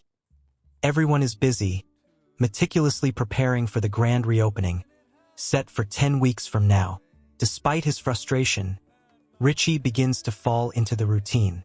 But as the boredom sets in, he confronts Garrett, asking why he can't at least wash dishes. Garrett's response is blunt. "We have the best dishwasher in the world. We don't need you messing that up." Eventually, Garrett pulls Richie aside, explaining that the restaurant has held 3 Michelin stars for over 12 years. It's a place where everything runs like clockwork, and every role, no matter how small, matters. "We don't need you to be memorable. We need you to follow the system." Something clicks for Richie. He begins to take the job seriously, cleaning forks with care and pride. As he does so, he starts to see the rhythm of the restaurant, the way it hums with purpose. He's allowed to observe how the team prepares for service, how they cater to an elite clientele that includes celebrities, artists, and VIPs who wait eagerly to dine at this prestigious establishment. Garrett teaches Richie valuable lessons about the restaurant industry, little things he never learned at the Bear. Richie sees firsthand how much effort goes into perfection. He notices the chef meticulously adjusting the menu, making sure every plate that leaves the kitchen is flawless. Every second matters, the chef reminds them. During a break, Richie steps outside for a smoke and gets a call from Tiffany, his estranged wife. She casually mentions that she's gotten tickets for a Taylor Swift concert for their daughter, a fact Richie already knows. He tries to make small talk, even offering her a ticket to join them. However, Tiffany drops a bombshell. She's been proposed to by a man named Frank, and worse, she accepted. The news hits Richie hard, but he tries to hide the pain, respecting her decision while his heart breaks. The call ends and something shifts inside Richie. He goes back inside, more focused than ever. The next day, Richie is given more responsibility. He even gets to wear a suit the same kind Garrett wears. He shadows Garrett, learning how the restaurant functions like a well-oiled machine. He starts to understand the intricate system of how VIP guests are treated. Each color on the tablet signifies something different. Orange for dietary restrictions, yellow for out-of-town guests, green for VIPs, and blue for guests allowed to tour the kitchen. The complexity fascinates Richie. He asks Jessica, one of the chefs, how she manages to keep everything straight. Jessica laughs and tells him it's all about practice and paying attention to details. In a pivotal moment, Richie sees Garrett preparing a dish with the utmost care. He watches as Garrett pours spun sugar, resembling cotton candy, into a glass, where it dissolves instantly into a drink. Inspired, Richie gets an idea. He overhears a family of guests talking about how they don't want to leave Chicago without trying the city's best pizza. Acting on instinct, Richie runs to his favorite local pizzeria, grabs a pie, and brings it back for the chefs to transform into a gourmet dish. Jessica, impressed with his initiative, lets Richie present the pizza to the family himself. It's a small moment, but for Richie it's monumental. For the first time, he feels part of something bigger, a true contributor in a restaurant that demands excellence. On his way home, Richie sings along to Taylor Swift's Love Story, imagining himself at the concert with his daughter, finally feeling a sense of accomplishment. The next morning, Richie is a changed man. He spends his free time reading, listening to music, and sharpening his culinary knowledge. He surprises Jessica by correctly identifying ingredients just by sight and smell. The restaurant has ignited a passion in him that he didn't know he had. In a final conversation with Garrett, Richie thanks him for the opportunity. The conversation turns personal when Richie asks Garrett how old he is and why he works there. Garrett admits that he's 30 and that the job saved him from a dark time in his life when he struggled with addiction. Garrett doesn't delve into details but offers a knowing smile, leaving Richie with plenty to think about. Unfortunately, it's Richie's last day at the restaurant. He says goodbye to everyone, including Jessica, who thanks him for his help. As he walks through the kitchen one last time, he notices a photo of Carmy alongside Luca, both smiling in their chef whites. Richie meets an elderly woman named Terry, who's slowly peeling mushrooms. With nothing else to do, Richie joins her. As they work side by side, Terry shares her story. She had been out of work, feeling hopeless, until she saw a sign outside the restaurant one cold night. She applied and has been happily peeling mushrooms ever since, finding purpose in the smallest of tasks. The experience at the restaurant leaves a lasting impression on Richie. He learns the true meaning of time, respect, and purpose. As he drives away, he calls Carmy, not to thank him, but to yell at him for setting this all up. Carmy, busy working with FAC on fixing the fire suppression system, barely listens, prompting Richie to hang up in frustration. As Richie says his final goodbyes to the restaurant staff, he leaves with a deeper understanding of himself and his place in the world. His time at the restaurant wasn't about forks, spoons, or Michelin stars. It was about learning the value of time, discipline, and humility. The scene shifts to Sydney as she enters a room, carefully inspecting the interior to ensure that no dust has settled. Meanwhile, Carmy Berzatto is deep in thought, anxiously contemplating how the bear can pass the upcoming fire inspection. As Carmy zones out, lost in his thoughts, Claire suddenly approaches him, wearing only shorts, and asks what's on his mind. Carmy confesses that he's worried about the NICET Level 2 test, explaining that it's like facing a final boss. If they fail again, the restaurant won't get operational clearance. At first, Claire doesn't understand what the NICET test is, but after Carmy details its significance, she begins to grasp the weight of his anxiety. Not wanting to let him spiral, Claire offers encouragement in her own way by giving him a reassuring kiss and cheering him on. Elsewhere, Ebra, filled with doubt, approaches the bear once again. Tina, who's on duty, exchanges a few words with him as he confesses how much he misses the place. The restaurant, once one of Chicago's finest, is now being rebuilt under a new concept. Despite the changes, Ebra admits that many of the people there are still the same. A mix of seasoned veterans, each dealing with their own ailments. Ebra expresses his desire to rejoin the team. With just 2 weeks left until the grand opening, Carmy and Sydney are mapping out plans from April into the following month. Still concerned about the looming fire inspection. As they strategize, Richie walks in, noticeably transformed. Dressed in a sharp new suit, he approaches Carmy, declaring that he now understands why he was sent to the restaurant for training. He's ready to return and help rebuild the bear system with a fresh perspective. The staff is collectively on edge as the fire inspection draws closer. FAC is especially nervous, fearing that their gas system might fail again during the inspector's review. Amid the tension, Carmy and Sydney take a moment to taste a dessert created by Marcus, who has just returned from Denmark. While Sydney enjoys the dessert, Carmy criticizes the use of cannolis as a topping, admitting he has a personal aversion to the dish, as it reminds him of his family's chaos. He suggests that Marcus replace the cannolis with something savory, like a Parmesan shell. Slowly but surely, the restaurant begins to come together. Tina trains the new staff with a firm but caring hand, and Richie, having undergone a personal transformation, approaches Sugar to apologize. Sugar, skeptical at first, asks Gary to join as a witness to the apology. Without hesitation, Richie earnestly apologizes for his past behavior, admitting that he used to underestimate and dismiss her. Now, he sees that they share the same vision for the restaurant and acknowledges her strengths.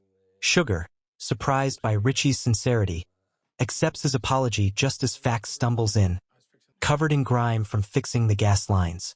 The kitchen hums with activity. New cooks are undergoing training, while Carmy and Sydney continue refining the menu. Carmy shares a few sketches of how the food should be presented, admitting to Sydney that Claire had pointed out his tendency to rely too much on what he already knows. Sydney is pleased that Carmy is open to feedback, though she worries that he might be influenced too much by Claire, who has no expertise in food. Carmy reassures her that he's aware of the issue and apologizes if he's been selfish or difficult. Meanwhile, Richie and Sugar are conducting interviews for new hires. In one instance, Richie decides not to hire a candidate despite her 7 years of experience. Sugar questions this, but Richie explains that the candidate lacked attention to detail. She failed to notice a napkin he'd intentionally placed out of position. This renewed attention to detail impresses Sugar, as she notices how much Richie has evolved. Carmy, now trying to calm his nerves, sees Fac struggling under the pressure of the inspection. Fac confides that he's terrified they will fail for the 3rd time. Carmy offers words of comfort, assuring Fac that they'll get through this together. Richie, now playing a key role in organizing the team, communicates clearly with everyone, even Sydney, with whom he once clashed. He seeks to bring a positive energy into the restaurant, urging everyone to reflect on key moments in their lives. He also listens to Tina's concerns about an aging kitchen tool, promptly buying her a new one. The scene then shifts to Sugar, who receives a phone call from Jimmy, asking her to meet him at the back of the restaurant. Jimmy expresses concern over the bear's finances, stating that while the restaurant has been incurring costs, he hasn't seen any returns. He gives Sugar an ultimatum: either the restaurant opens within 10 days, or they face serious consequences. Sugar, understanding the urgency, promises to bring the issue to the rest of the team. Back inside, Ebra officially rejoins the crew. He hangs a photo of himself and Mikey in the kitchen, though Fack notices the photo is slightly singed. Ebra explains that Mikey used to burn the edges with drugs. This revelation sparks something in Fack, who rushes to Richie. Fack explains that Mikey likely didn't prioritize fire prevention because he was hoping to collect on the insurance money. Richie, taken aback by this realization, tells Fack to act on the discovery. As Fack finishes his last-minute work, the moment of truth arrives. The fire inspectors show up. The team welcomes them in with bated breath, guiding them to inspect the gas lines. Everyone is on edge as the inspectors run their tests, each person silently confronting their own fears. Finally, after what feels like an eternity, the inspector announces that Natalie Berzato, as the restaurant's manager, has passed the inspection. The news fills the team with joy, and they celebrate by hugging one another. As the celebrations continue, the team gathers for a victory dinner. However, Carmy takes a moment to step away and privately share the triumph with Claire. Just as Carmy finishes preparing a dish, Claire arrives unexpectedly and pulls him into a kiss. The atmosphere between Carmy Berzato and the woman he loves, Claire, is intimate and warm. They have just rekindled their connection after a long time apart, basking in the glow of their reunion. Meanwhile, the scene shifts to Sydney, who is ready to embark on her new adventure with the bear. At home, her father prepares breakfast, but Sydney declines, claiming she is still full. He offers her a gentle reminder not to expect too much beyond her capabilities.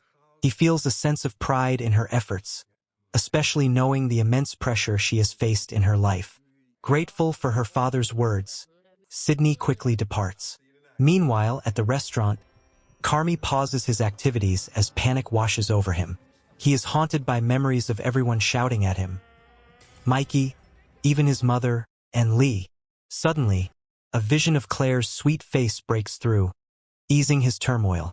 As Sydney walks, she reads a news article announcing the permanent closure of a friend's restaurant, which deepens her skepticism about continuing her own journey. Inside the bear, a conversation unfolds between Carmy and Sugar, who seems to have a question for him. Carmy first addresses the issue of their staff not being allowed to accept tips. Then, he inquires why Sugar has kept a painting in the restaurant. Sugar explains she had asked for his permission, but since he didn't respond, she decided to display it anyway. Sugar then asks for Carmy's opinion on a new development. She has just learned that their service system will struggle without a ServSafe certification, which Ebra has unfortunately lost. They need to prioritize resolving this issue. Sugar also shares a list of guests invited to the grand opening. Steve and Michelle can't make it, but she's attempted to invite their mother. Carmy expresses initial uncertainty about Sugar's decisions. However, after Sugar reassures herself that her relationship with Donna is solid, Carmy agrees to the plan. Once their discussion wraps up, Carmy dives back into talks with Sydney about the ingredients and menu for their guests. During their chat, Sydney reminds Carmy about a fridge that needs fixing by someone named Tony. Carmy is clueless about who Tony is, despite Sydney's multiple reminders. It turns out Sydney isn't the only one who has pointed this out. Sugar has also mentioned it repeatedly. Yet Carmy, being somewhat distracted, has overlooked it. Thankfully, he apologizes and promises to handle it soon. Carmy then inquires about Sydney's relationship with her mother since Sugar has invited her, along with the weighty family issues that come with it. Sydney admits she doesn't quite understand the situation, as her mother passed away from lupus when she was just 4 years old. Carmy apologizes again, but Sydney assures him that it's unnecessary. The scene transitions to Sugar, who embraces Richie after he completes setting up the dining area for guests who booked tables before the bear even opened. Sugar feels optimistic about their first week since the tables are fully booked for the coming days. She expresses pride in Richie's personal growth. Back in the kitchen, the atmosphere buzzes with renewed energy. The Bear has acquired enthusiastic new chefs eager to contribute to its future. Teamwork shines as they coordinate seamlessly. Tina showcases the finest cuts of fish, while Marcus finalizes his dessert creations. Marcus proudly shares his 4 dessert options, naming them one by one: Mom's Honey Donuts, Copenhagen Desserts, Sydney, and finally, a dessert of historical significance. If it weren't for his time at the Beef, he wouldn't have met the person it honors, so he names it Michael. Hearing this, Carmy expresses profound respect for Marcus and is thrilled with his hard work. After checking the kitchen, Carmy finds Jimmy waiting outside. Jimmy congratulates Carmy on receiving his business certificate, officially marking the Bear's opening. He expresses pride in Carmy for continuing his brother's legacy and shares an inspiring story about Gonzalez, a colleague who reached the peak of his career after facing numerous setbacks. Their conversation lingers, as Jimmy values spending time with Carmy. Fortunately, Carmy reciprocates this respect, and their exchange ends with Carmy thanking his uncle for all the support. Inside, Sydney continues her inspection of the kitchen when she spots Sugar, who appears pale. Sugar admits she's just tired from not having eaten anything while managing the restaurant. Sydney takes the initiative to whip up her desired dish, an omelet, accompanied by a glass of fresh juice. As Sugar samples the omelet, she expresses her gratitude to Sydney, praising her cooking. Carmy, meanwhile, contemplates setting aside his issues with Claire to address the fridge dilemma. However, just as he is about to call Tony, Marcus interrupts, asking him to taste his dessert. Once again, Carmy's focus shifts, and his initial task goes unfinished. The scene shifts to the budding romance between Sydney and Marcus, who continue discussing their final dessert decisions while their colleagues gather for a briefing. Richie, now more skilled, encourages everyone to show professionalism in front of guests, emphasizing the importance of serious service. Carmy echoes Richie's sentiments, acknowledging that mistakes are part of the learning process before the restaurant officially opens. Shortly after, Sydney arrives to announce their latest menu and some items to be cut. Sugar wraps up the briefing by urging everyone to communicate effectively with each other. Front of house and back of house must be aligned. Eager responses come from the staff, and as the briefing concludes to prepare them for the day, Carmy spots a table that isn't set up properly. He takes it upon himself to fix it, assisted by Sydney, who happens to pass by. Afterward, they discuss Sydney's biggest fear, the Bear closing down quickly. Carmy reassures her that she isn't alone in building this restaurant. The spark of enthusiasm ignites again as Sydney receives her new chef's uniform, with Carmy also having cleaned up for the occasion. He instructs all chefs to prepare the ingredients for their guests. Carmy conducts a thorough inspection before heading to the front. Richie and Carmy stand side by side, gazing at the door, and soon Sydney arrives, ready to make the official announcement. In Sydney's hands, she proudly announces the grand opening of the Bear. The next scene opens in the kitchen, which ultimately transforms into a hellish atmosphere as everyone appears busy with their own tasks.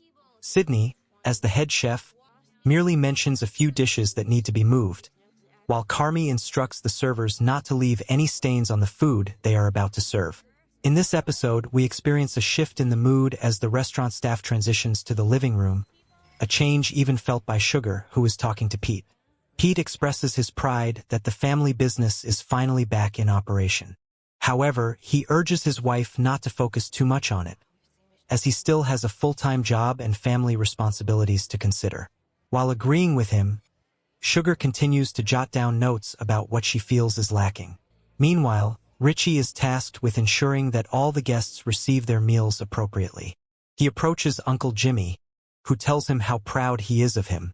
Richie also checks in on Sydney's father, who hasn't yet received his snack. Richie knows what Sydney's father likes and dislikes, so it isn't long before Fack arrives with a non-alcoholic soda. Following this, Richie visits Claire, who has come with her friend Kelly. They engage in conversation as Richie boasts about Carmy's reputation. The scene then shifts back to chaos in the kitchen when one of their workers, Josh, suddenly disappears from his post. Carmy has no choice but to fill in for him, while Marcus takes over Carmy's previous position. problems continue to arise when they discover they are short on forks. While Sugar talks with Pete, Richie suddenly approaches her to inform her that their food pace is slowing down. He worries that the guests will lose their patience. They return to the kitchen, making sure everyone stays on track as their pace begins to falter. As is customary, the kitchen atmosphere becomes tense with emotions. This time, Marcus feels neglected by Sydney, prompting Carmy to step in and mediate between them. Fortunately, the conflict is diffused, and Carmy quickly serves food and drinks to Claire. However, as he attempts to return to the kitchen, he feels a wave of panic upon spotting a food critic. Luckily, Sugar reassures him while also taking on her task of cleaning the restroom.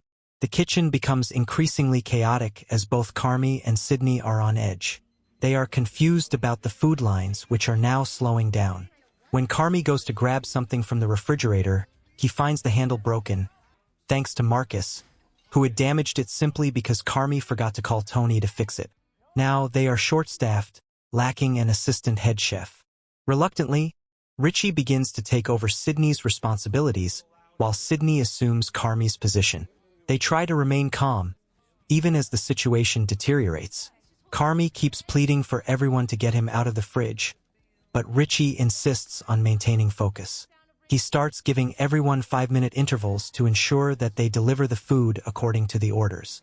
Inside the fridge, Carmy begins to spiral into dark thoughts. Memories of his family's shouting, the head chef's yelling from when he used to work at a restaurant, and the terrible fire. All these memories are overwhelming. After Richie successfully manages the situation, things start to stabilize. Fack, who had been anxious about the guests, is reassured by Richie, who reminds him he is a leader, ensuring that the front is now under control. Moreover, the restaurant, which had been lacking forks, receives a new supply after Gary purchases them in bulk. They work to cover the existing shortages. Meanwhile, when Fack encounters Pete, they greet each other. However, Pete notices Donna outside the restaurant, smoking. He immediately approaches her, inviting her inside. But Donna declines, looking confused as she claims she cannot come in, fearing she will ruin everything her children have built. Pete assures Donna that Carmy and Sugar would be excited to see their mother, but sadly, Donna remains too frightened. She feels unable to apologize for the damage she caused during their last Christmas gathering. Understanding the situation, Pete reassures Donna that everything will be fine. He is unaware that Sugar is actually pregnant. Upon hearing this, Donna is both shocked and delighted. Meanwhile, Pete tears up, feeling sorry for Donna, who has had to separate from her family due to her mental illness. Ultimately, since Pete cannot force her, he decides he will only send greetings to Sugar and Carmy if their mother sends her regards. Now, let's return to the kitchen situation. The moment becomes tense as they have just 15 seconds to complete all the orders. Fortunately, the chefs manage to handle it well. Once the timer goes off, they quickly serve the meals to the guests. On the other hand, Carmy, Sydney, and Marcus are all confused. Carmy is trapped inside the fridge. Marcus discovers that Josh has been using drugs in the alley, and Sydney is left to carry the burden alone. Meanwhile, when Pete returns to the restaurant, his eyes are teary. He truly wants to tell Sugar that their mother just arrived, but he doesn't want to spoil Sugar's mood, so he can only cry in silence. Back in the kitchen, Marcus quickly reports Josh's actions during their shift. Initially, Marcus wants to fire him right away, but he needs Sydney's approval. However, Sydney gives Marcus the freedom to make that decision because now he is one of the seniors at the beef. The scene shifts to Carmy expressing his regret. He feels ashamed for being trapped in the fridge on the night of his restaurant's opening simply because he didn't call Tony to fix it. From outside, Tina overhears this and asks who Tony is, revealing that the repairman's name is actually Terry.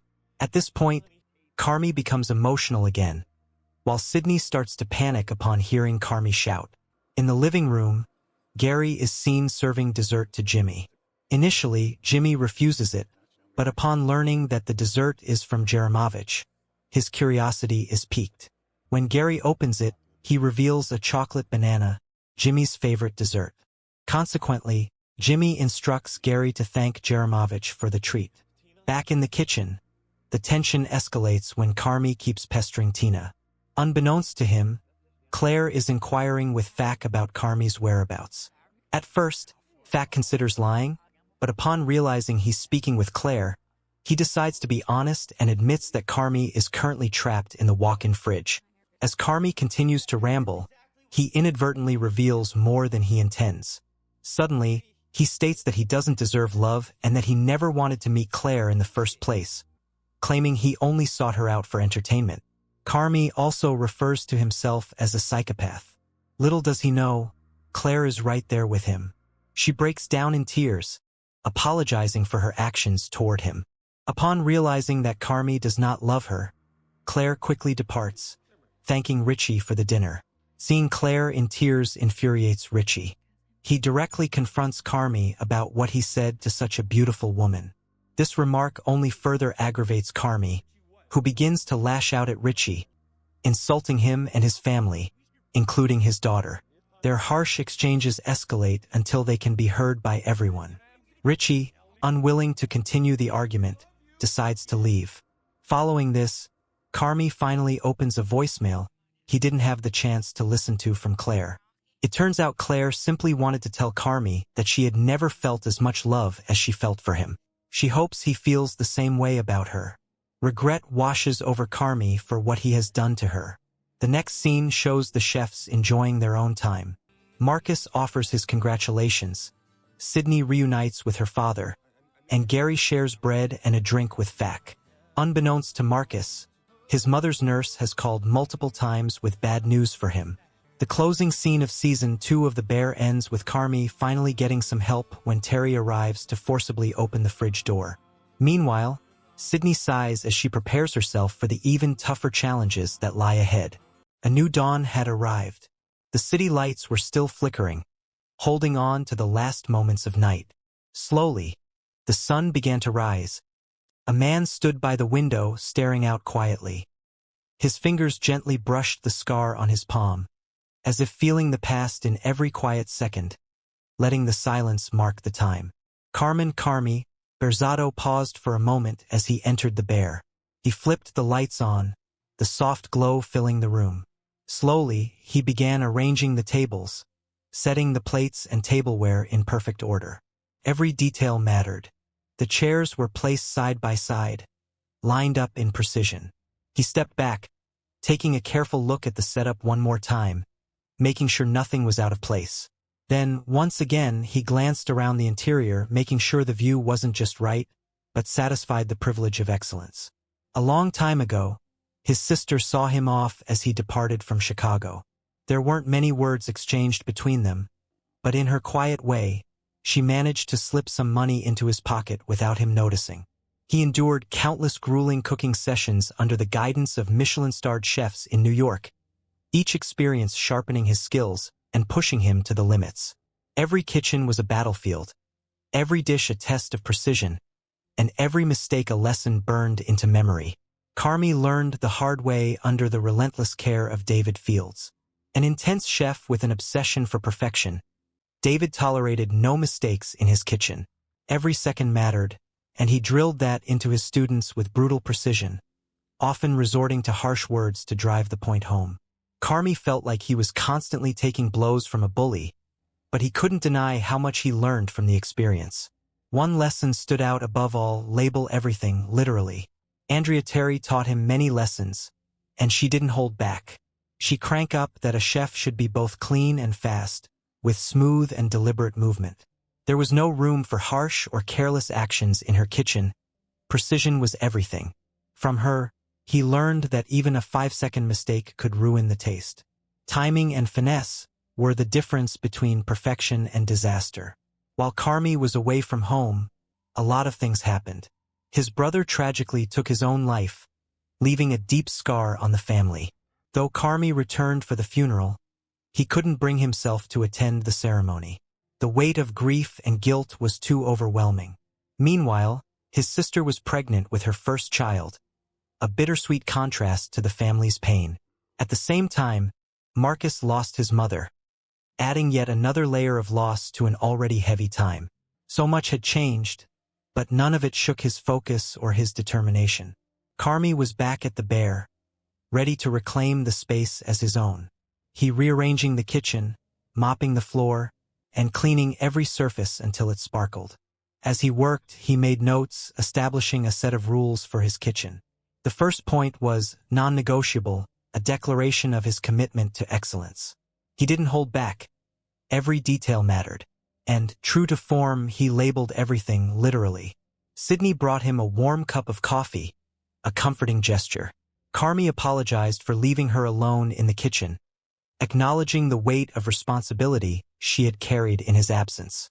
He promised it won't happen again. He called Richie, but he could only leave a voice message. He apologized for the commotion in the past. Throughout the night, Carmy meticulously revamped the menus, pouring his creativity into every detail.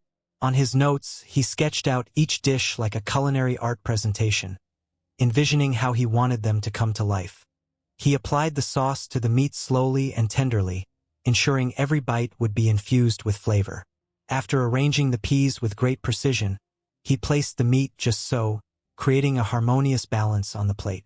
The presentation was simple yet elegant, highlighting the excellence of the ingredients rather than overwhelming them with unnecessary embellishments. Carmy dripped the blood-red fruit juice drop by drop, carefully ensuring a harmonious blend of colors on the plate. He measured each drop with precision, creating a visual balance that transformed the dish into a captivating masterpiece. Then he stepped back to admire his lineup of Michelin-worthy dishes, arranged on the kitchen island. In the early morning, Sydney was in the bathroom getting ready, trying to enjoy her morning routine when she heard her dad knocking on the door. He always had terrible timing.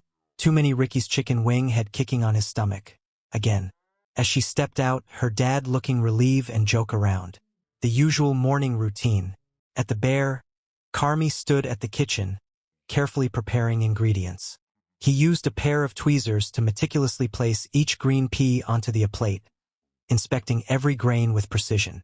His concentration was sharp, tuned into every tiny detail, lost in the rhythm of the task. Christopher was the second person to arrive in the kitchen after Carmy. He entered with a box of microgreens, causing a bit of noise as he made his way in. Despite the commotion, it didn't break Carmy's focus. They exchanged casual conversation, chatting about the prices of microgreens, Carmy's decision to quit smoking, and other random things.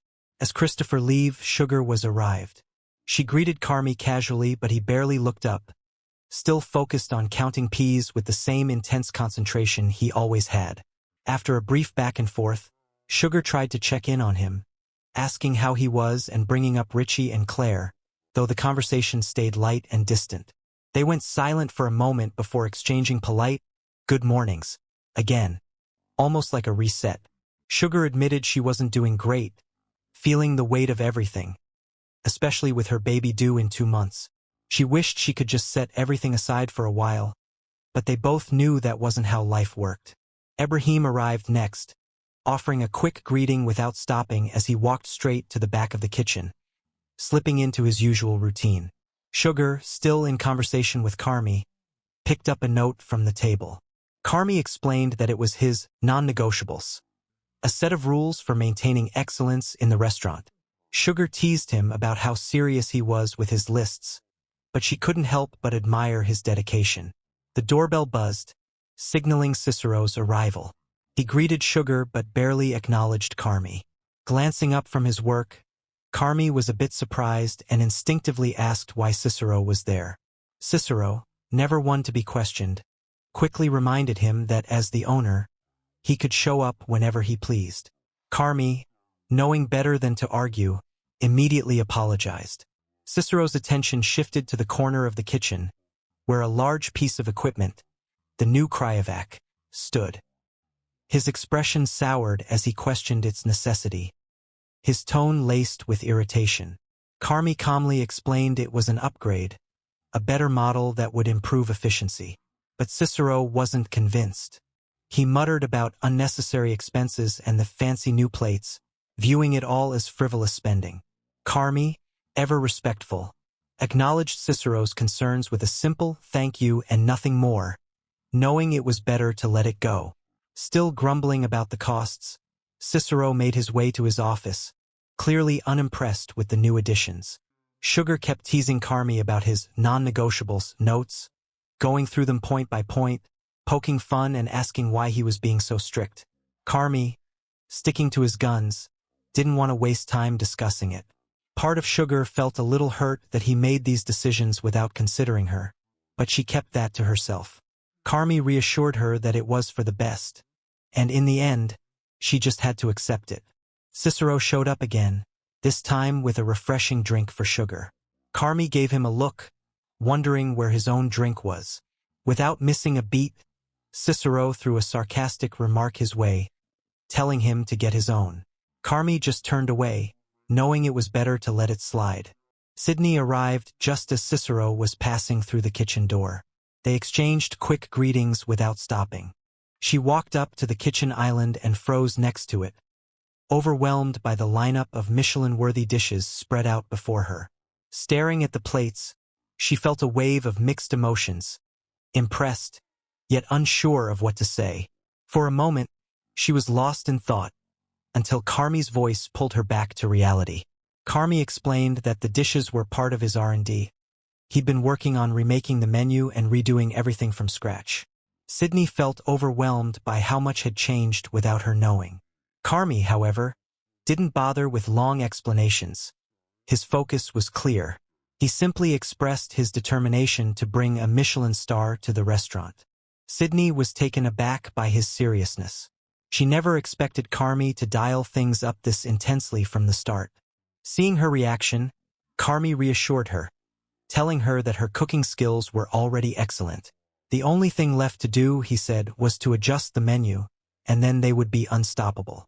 But Sydney wasn't convinced just yet. She carefully examined each dish, going over the changes Carmy had made. As she scrutinized the details, Carmy patiently explained the design of each dish, sharing the reasons behind every adjustment. Yet, despite his explanations, Sydney still felt it was all a bit too much. She couldn't help but wonder why Carmy was pushing things so far. Carmy told her the reason was simple, so they could push each other and reach the top together. Once again, Sydney was taken aback. There was still one thing bothering her, the idea of changing the menu every day. That would take an enormous amount of effort, requiring so much talent and time, and that was just for the kitchen. It didn't even account for the other aspects of the restaurant. When she asked about it, Carmy quickly changed the subject. He told her that he had set up a DocuSign for her. Sydney, still trying to wrap her head around the idea of changing the menu every day, struggled to understand what he meant. Carmy explained that it was a partnership agreement for her, himself, and Sugar, essentially outlining how much of the place she would own. Sydney remained silent, overwhelmed, trying to process so much information at once. As Sydney fell silent, Carmy popped a candy into his mouth. She couldn't help but wonder if he had finally quit smoking. He confirmed it, saying that every cigarette was just a waste of his time. Sydney nodded to herself, understanding now why the tension had been so high that morning. When she asked if he'd called Richie, Carmy turned away, avoiding the question. Sugar came back from her office, handing over the printed notes. Sydney glanced at the non-negotiables and asked about them. Sugar shrugged, saying she had nothing to do with it and left it to Carmy to explain. He gave a brief explanation, saying it was just a bunch of things to make the restaurant better. With a small smile, Sugar teased him and casually mentioned the DocuSign he had set up for Sydney. It was an exciting day for all of them, each lost in deep thought, except for Carmy. Richie arrived, the atmosphere tense as he joined the team. There was an unspoken tension between him and Carmy. Neither seemed willing to acknowledge the other's presence. Something was clearly off between them. Richie, avoiding direct conversation with Carmy, used Sydney as a go-between. He asked her casually if she'd seen his iron, but quickly added a jab, wondering aloud if she could also ask Carmy what had happened to his tables outside. It was obvious that the tables had been moved, but Richie wasn't about to ask directly. Carmy, not one to back down, responded in the same indirect manner. He asked Sydney to relay to Richie that he'd rearranged the tables for better efficiency, implying that Richie's setup had been less than ideal. It was an obvious dig at Richie's work, masked as a helpful gesture. Richie chuckled, knowing full well what Carmy was trying to say. Carmy, though, didn't stop there. He continued with his critique, throwing in a few more thinly veiled insults about the original layout. Richie laughed again, playing along, but the tension was thickening. The back and forth between the two escalated quickly, with both men using Sydney as a buffer to trade increasingly sarcastic remarks. Richie, ever the joker, even hinted at taking things further, but it was clear neither of them intended to back down. Sydney, stuck in the middle, had clearly had enough. She suggested, rather pointedly, that they stop before things got any worse.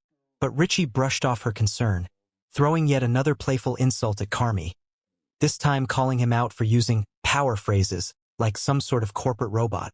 Carmy, in turn, reminded Richie of an earlier apology, one Richie wasn't interested in accepting. As the exchange continued, it became increasingly clear that neither Richie nor Carmy was ready to let go of their grievances. Sydney, feeling overwhelmed, called for backup. But even Sugar, the usual voice of reason, wasn't willing to step into the fray, leaving Sydney to navigate the growing tension on her own. The bickering between Richie and Carmy kept going, neither willing to give an inch. Richie, feeling territorial, claimed his space. He made it clear that the area outside was his domain, his dojo, and any changes without his approval only created chaos. Carmy, unfazed, shot back that he had simply replaced a few 4-tops with 2-tops, brushing off Richie's concerns as nonsense. Richie reminded him that Carmy had been the one to bring in the 4-tops in the first place. Carmy, growing more irritated, mentioned he had also moved the flowers because the arrangement was over the top. Richie, not one to let it go, defended the flowers as being elegant as shit, adding to the absurdity of their argument. Sydney, still stuck in the middle, tried once more to calm them down, but Carmy's patience was wearing thin. He declared he couldn't keep apologizing, while Richie kept raising his voice, clearly enjoying pushing Carmy's buttons. The back and forth reached a boiling point, with Richie asking if Carmy wanted to get out of his face, to which Carmy coolly responded, still holding his ground. Sydney, exasperated, finally shouted for them both to shut up. Richie, in his usual fashion, dismissed the situation as textbook sublimation, a psychological term he casually threw around like it was nothing. Carmy wasn't having it and told Richie to cut it out, but Richie kept going, claiming he'd seen it all before. Suddenly, the lights flickered, and Sydney, now frazzled, joked about having a stroke from the stress. Just as things couldn't seem more chaotic, Sugar appeared, clearly annoyed. She asked them to stop yelling for just 10 minutes. Richie insisted he wasn't yelling, though the lights flickered again, adding to the sense of disorder. Sugar, now thinking something was wrong, questioned if she was having a stroke herself, but Richie and Carmy both pointed out it was just the lights acting up. Richie then mentioned that Fax brother were on the way, casually throwing out the plural as if it were common knowledge. Sugar, tired of the nonsense, asked how many. Richie guessed somewhere between 2 and 5. Frustrated, Sugar sighed, while Sydney tried to gather her thoughts. There were apparently 8 or 9 Fax in total. Richie always forgot about one of them, adding yet another layer of absurdity to the situation. Finally, Sydney took control. She firmly told Richie that from now on, if he had any problems or questions, he should go directly to her. To drive her point home, she declared that, from her perspective, Carmy didn't even exist anymore. After the tension calmed, Richie picked up the printed notes and asked Sydney what they were. Before she could fully respond, Carmy jumped in, sarcastically explaining that they were non-negotiables. But Sydney quickly shut him down, trying to keep things calm. Richie, confused, questioned what non-negotiables actually were, and Sydney, staying patient, told him to read the page. Richie, half-jokingly, admitted that some of the suggestions were things he'd have come up with himself, but scoffed at ideas like vibrant collaboration, calling it unnecessary. This led to yet another heated exchange between Richie and Carmy, with both of them tossing insults back and forth, telling each other to get fucked in increasingly absurd ways. Sydney, fed up, tried to stop the bickering by telling both of them off, but Richie ignored her, continuing to complain about parts of the list, especially the idea of changing the menu daily, which he found ridiculous. Carmy calmly reminded him that these rules weren't up for debate, but Richie kept pushing, turning the conversation into a back and forth about their different ideas on running the restaurant. As the argument dragged on, Sydney finally snapped, pointing out how both men had been yelling for 10 minutes and had given her a headache. She also noted how Carmy, in his frustration, had managed to make the entire situation about himself. Despite her best efforts to calm things down, the tension between Carmy and Richie kept simmering, leaving Sydney stuck in the middle of their endless dispute. In the midst of the chaos, Neil and Ted Fax arrived, with Neil carrying the iron Richie had been looking for. He handed it over, and Richie, not missing a beat, asked what Neil had been doing with it. Neil sheepishly explained that he'd wanted to iron his suit to look sharp, which Ted enthusiastically backed up. Richie, unimpressed, reminded Neil that ironing his fresco wool suit would only make him look like a stingray. As the lights flickered, Neil, confused, wondered aloud if he was having a stroke. Ted, always the optimist, suggested they go fix the lights and send out some vibes. Richie, still worked up, handed Neil the printed notes, sarcastically explaining that Carmy had instituted insane policies. Despite Richie's protests, Carmy brushed it off, calling Richie an asshole as usual. Caught in the middle like Sydney, Neil shouted for Sugar, who reassured him not to worry about the weird vibe. Curious, Neil looked at the notes, prompting all three, Carmy, Richie, and Sydney, to chime in, calling them non-negotiables. Carmy told Neil to open his mouth, then fed him a sample from one of the dishes. Just like that, the taste calmed him down, and he left with a smile. Ted climbed a ladder and began fixing the kitchen's electricity, while Richie noticed the meticulously labeled ingredient boxes. Amused by the overly detailed labels, he silently mocked them to himself. Meanwhile, Carmy grew frustrated with Ted working in the middle of the kitchen but quickly apologized, trying to stay calm. Richie, always quick to poke fun, found Carmy's apology amusing and continued teasing him. The kitchen chaos kept rolling. Richie and Carmy refused to back down, yelling at each other non-stop. Things quieted down for a bit when Tina showed up, but then heated right back up. The same thing happened when Marcus arrived. It was a temporary calm before the storm picked up again. The kitchen calmed down after Richie left to return to his post in the dining room, managing the restaurant. They had 8 hours left to prepare before their grand opening. Once things calmed down, Carmy approached Marcus and handed him the printed list of non-negotiables. He knew Marcus was probably feeling overwhelmed and didn't want to talk, but he wanted him to know that he and the rest of the crew understood his pain, even if they couldn't fully grasp it. Marcus acknowledged Carmy's gesture, saying the past few days had felt strange for him. He felt terrible, but in a strange way it was also good. He wasn't sure why, but he was working at the restaurant when his mother passed away, and it felt like that was how it was meant to be. He thought maybe his mom wanted him to be with Carmy and the team. With that in mind, he made a request to Carmy to help take them to the top. Carmy understood the weight of his words, and as he nodded in agreement, it ignited an even fiercer commitment to their shared dream. The Bear crew attended Marcus's mother's funeral. It wasn't raining. The day was peaceful. Marcus stood to give his speech, recalling how his mother had shaped his life so profoundly. His memories of her were vivid. She had been a constant presence, always guiding him with a steady hand, never allowing fear or uncertainty to take hold. She kept everything running smoothly, kind to everyone, and trusted him in small ways, like letting him watch R-rated movies as a child. As he stood there now, grateful for those memories, he recognized the love she had shared with so many, present in the people who had come to honor her life. At 5:29 p.m. in the Bear's kitchen, Sydney carefully added a spoonful of ice cubes to a large cup, filled it with Coke, and attached a label with her name on it. She walked slowly toward the kitchen island and took a sip, while Carmy looked over the restaurant menu in his hand. The menus looked slightly different, with wider margins, which Sydney had adjusted, knowing Carmy often scribbled in the margins. Carmy appreciated the small change, acknowledging her effort, and they both quietly prepared for the evening's service.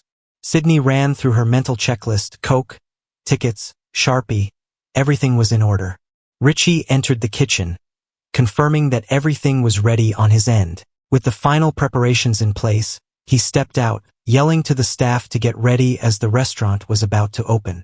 Sydney, taking a brief moment to scan the bustling kitchen, felt a mix of pride and anticipation. It was her turn to call the start. Confidently, she shouted, "Doors!" Your turn, chef. Come on, lizards! We're open! Doors! And the rest of the chefs echoed in unison. Right at 5:30 p.m., the Bear opened its doors. The orders started flowing in, and everyone was excited yet determined to deliver excellence. In the kitchen, the chef team worked with precision, managing to meet the demands efficiently. On the service end, things got challenging, but with Richie's creativity and quick decision-making, they were able to keep everything under control. As the day goes by, the high-intensity work began to take its toll. The first sign of trouble appeared when a customer had been waiting for their Wagyu steak for over half an hour. Tina had just finished cooking the dish and handed it over to Carmy for inspection. However, after examining it carefully, Carmy wasn't satisfied with the quality. The dish didn't meet his expectations, and he made the call to refire it. This decision didn't sit well with Richie, who disagreed with Carmy's assessment. To him, the dish was perfectly fine, and he felt that making the customer wait even longer was unnecessary. Tension rose as Carmy stood firm, believing the cook was off and refusing to let anything less than perfect leave the kitchen. Without hesitation, he tossed the dish into the trash, frustrating Richie even more. Richie, already feeling overwhelmed, saw this as a personal hit against his work, venting his anger and challenging Carmy's standards. Sydney, sensing the growing conflict, tried to calm Richie down by offering a solution, compensating the waiting customers with complimentary drinks to buy more time. Meanwhile, Sydney kept the kitchen moving, asking Marcus to prepare another dish quickly and encouraging Tina to work on the refired Wagyu.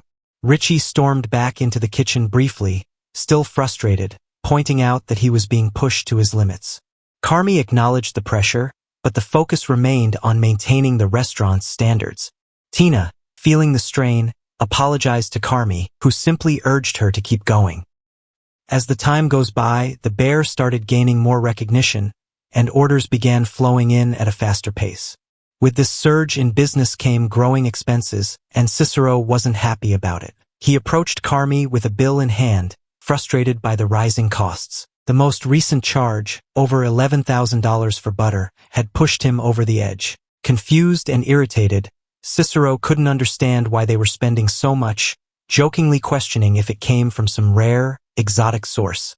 Carmy calmly explained that the butter came from Orwell, Vermont, a small place known for its top-tier quality. Cicero, still agitated, mocked the expense, sarcastically commenting that he'd need to send a huge payment just for butter.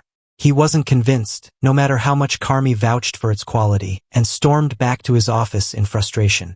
The kitchen was in full swing, with every hand occupied and no one available to run dishes to the front. Carmy called out for help, needing someone to deliver a broth to the customers. Neil, eager to assist, stepped up to the task, though unsure if he was fully prepared. Carmy gave him clear instructions. Take the broth to the table, pour it in front of the guests, and explain that it was their mirepoix broth. With confidence, Neil headed to the dining area, did exactly as Carmy instructed, and proudly returned to the kitchen, broth still in hand, wearing a big smile. But as soon as he walked back in, Carmy was baffled. Why was the broth back in the kitchen? Neil, thinking he had done his job perfectly, explained that he poured it in front of the guests, missing the crucial detail that the broth was supposed to stay at the table.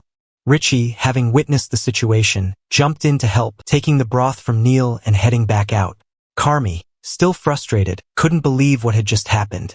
His patience thinning, he reminded Richie that the restaurant needed to be organized, to which Richie sarcastically pointed out that Carmy himself was always changing things up. The tension rose, and soon both were yelling at each other, their frustrations bubbling over. As Richie led Neil out, he gave him a stern warning. Neil wasn't cut out for serving. Though Neil protested, recalling Richie's earlier encouragement, Richie made it clear this was a mistake he couldn't afford to repeat. Neil, deflated, simply nodded in agreement, realizing how serious the situation had become. As time went by, the bear started making headlines, with some media praising its excellence. However, there was a catch. Every day, the menu changed, and this began to burden not just the kitchen crew but everyone at the bear. Each day, the coordination between the service and kitchen teams grew worse and worse. There wasn't a day that went by without Richie and Carmy arguing, and their disagreements became fiercer with each passing shift.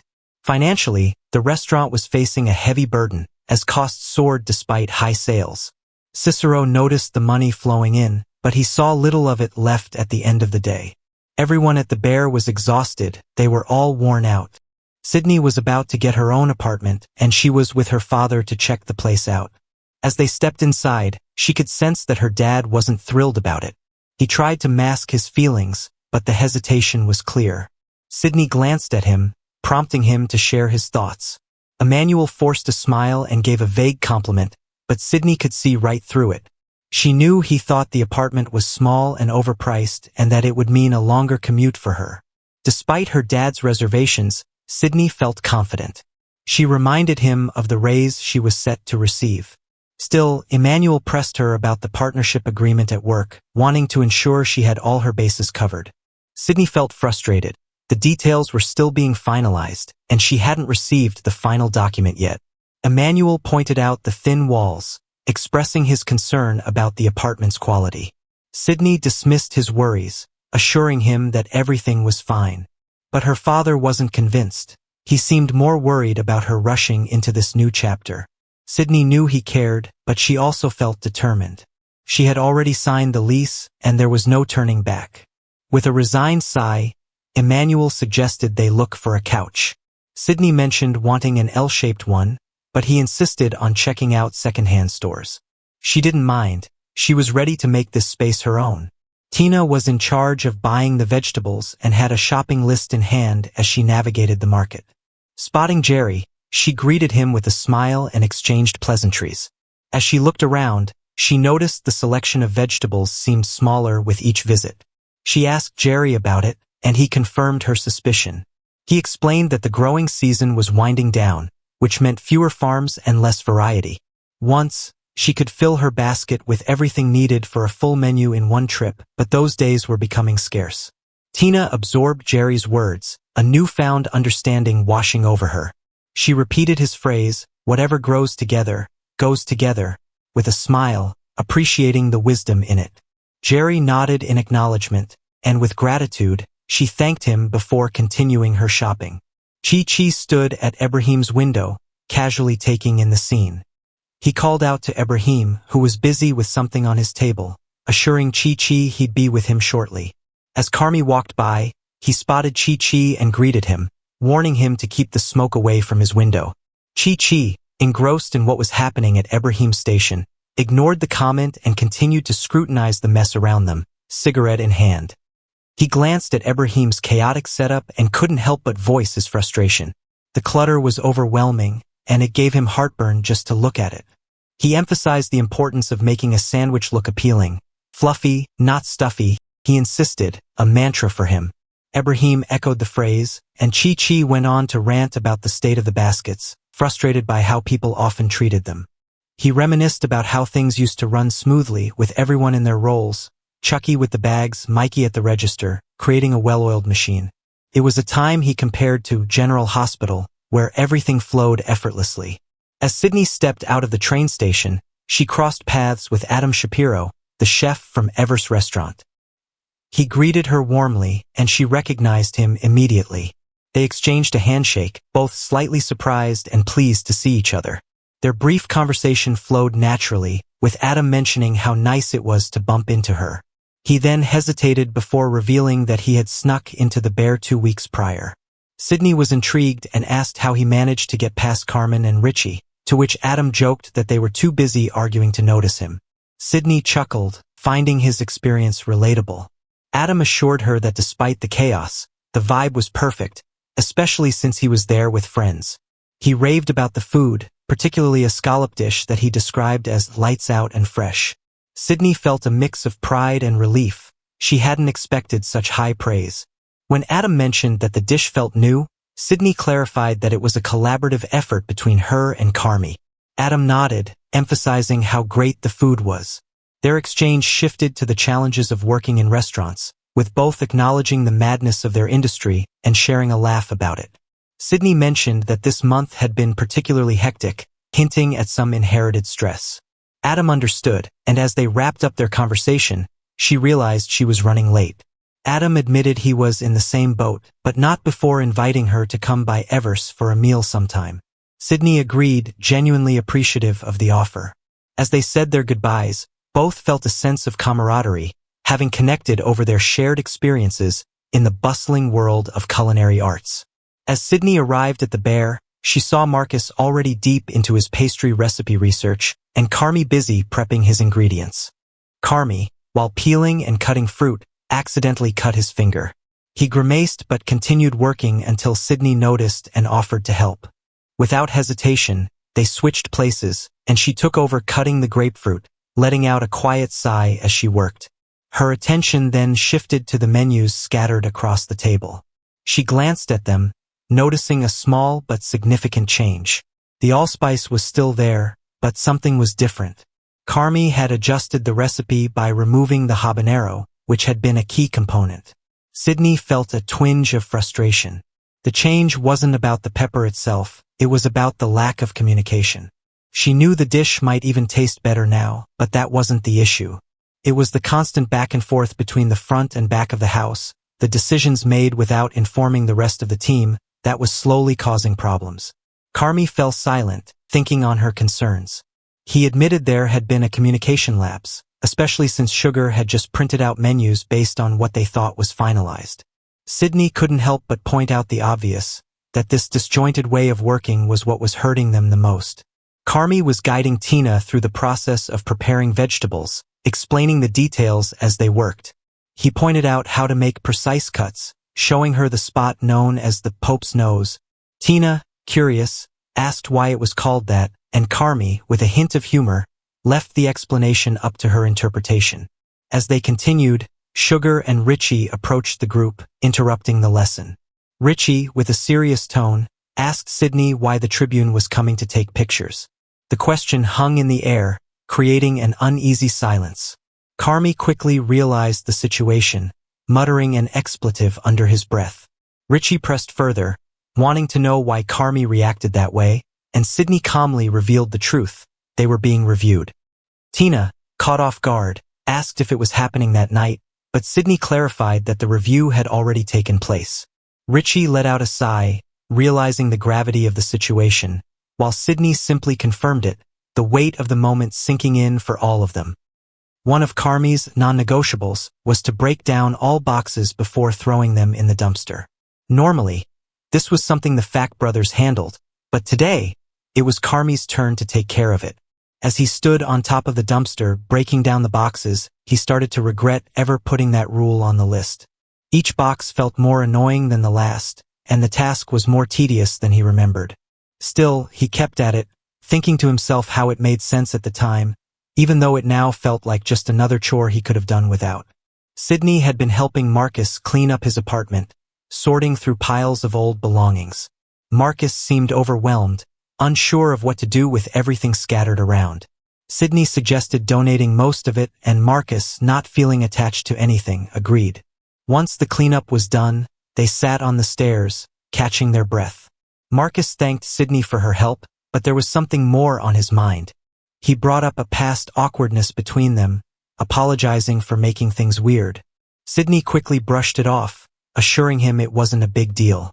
The conversation then shifted to Marcus's relationship with his father, or rather, the lack of one.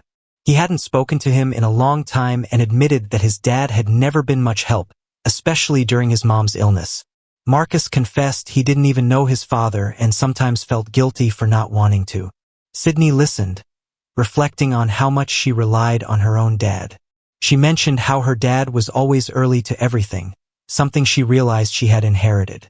They laughed about how she could never manage to be late, no matter how hard she tried, both acknowledging their quirks. The mood lightened as they began to joke about their shared experience of losing their mothers, forming a playful, dead mom club They teased about imaginary meetings in dimly lit church basements, with Sydney pretending to be the one who took minutes at these gatherings. Through their banter, Marcus quietly mentioned that he wished his mom had been able to try his cooking, and Sydney reassured him that she would have loved it. Sometimes you could just tell. Carmy was working on his menu in the kitchen. A plate sat before him with meat and green sauce, carefully arranged side by side without overlapping. He turned the plate, examining it from different angles. For the final touch, he added fresh vegetables, placing them with precision. The presentation was beautiful, but it still didn't meet his expectations. He dumped it into the trash. As he checked his phone, he received the news that Andrea Terry was closing her restaurant. Richie was in charge of setting up the dining room for a photo shoot, with the Fax brothers helping him arrange everything. He directed them to adjust the placement of the glass on the table, moving it back and forth in search of perfection. Neil, growing frustrated, pointed out they had been repositioning the same glass for 15 minutes, but Richie insisted that the photograph would last much longer than that, so it needed to be perfect. As the tension mounted, Richie reminded everyone that the photographer would arrive in 40 minutes. Richie called out the remaining time to the room, ensuring everyone stayed on track. He then checked in with Ted, who was busy cleaning the floors. Ted's single machine was slow, but Richie urged him to work faster, reminding him not to get distracted. Richie repeated his demand, underlining the way of the situation. Richie, feeling the pressure, whispered to Neil, practically begging him not to mess up. Neil reassured him that they were all on the same page. The team knew how crucial this review was, and Richie's urgency made it clear that everything had to be perfect. Sydney and Carmy were working together in the kitchen, prepping for the day's menu. As they moved through their tasks, Sydney brought up the news about Chef Terry. Carmy, focused on his dish, brushed off the mention at first, but the conversation shifted when Sydney made a comment about a foam on a dish. Carmy wasn't sure how to respond, handing her the plate to taste. Sydney tried a bit and gave her feedback. It was good, but good wasn't what Carmy was aiming for. He wanted more. Sydney quickly clarified that the dish was actually excellent, but there was something about it that felt a bit too fancy, almost outdated. They joked about how certain flavors like mint jelly were considered old-fashioned, but a mint reduction? That still had potential. The conversation then turned to the night's pasta, with Carmy unsure until they saw what fresh ingredients Tina would bring back. They tossed around ideas and settled on potato gnocchi with beef cheeks, a combination that felt right. As they continued working, Sydney remarked on Chef Terry's career, noting that it was pretty incredible. Carmy agreed, but when asked if he knew the place was special while he was there, he admitted he was often too busy to fully appreciate it at the time. Uncle Cicero brought in Nicholas, computer marshal, to assist with the Bears' finances. Sydney greeted them, offering her hand, but Nicholas, true to his nickname, simply introduced himself as Computer. Sugar arrived, surprised at Cicero's early appearance, and he quickly inquired about Carmy, who joined them soon after. The atmosphere was charged, and it was clear they were all eager to dive into the numbers. Cicero was upfront about the struggles many restaurants face, admitting they weren't doing well in several areas but also acknowledging some successes. He was ready to get to the point, so he instructed Computer to enhance their findings. Computer shared insights from their month-and-a-half of operation, clarifying that the data didn't factor in previous expenses. Carmy chimed in, suggesting there hadn't been much unnecessary spending. But Cicero playfully pointed out that Carmy was known for finding trouble in finances. Cicero encouraged Computer to proceed with the analytics, reminding him to take his time with the numbers. As they discussed microgreens, Computer suggested using less due to high costs, which Carmy and Sydney confirmed was possible. However, when Computer questioned the high research and development costs for menu development, it became clear that frustrations were mounting. Carmy, feeling annoyed, snapped back, questioning the point of the analysis if it was just going to result in recommendations to do everything less. Cicero pulled Carmy aside for a more serious talk. He laid out the reality of his financial investment in the restaurant and made it clear that if things didn't improve, he wouldn't hesitate to take drastic measures. Carmy accepted his point but expressed his desire to lead effectively, prompting Cicero to clarify that he appreciated leadership but not at the cost of being disrespectful. Returning to the kitchen, Cicero asked where they had left off. Computer had a list of cost-cutting suggestions, such as sourcing produce more economically and reevaluating the floral and linen budgets. They debated the need for extra black napkins, with Cicero admitting he liked wearing black. Then Computer shifted the conversation to wine service, insisting that wine pours be reduced and costs managed. He glanced at Carmy, puzzled by the presence of a phone when they didn't take reservations over the phone.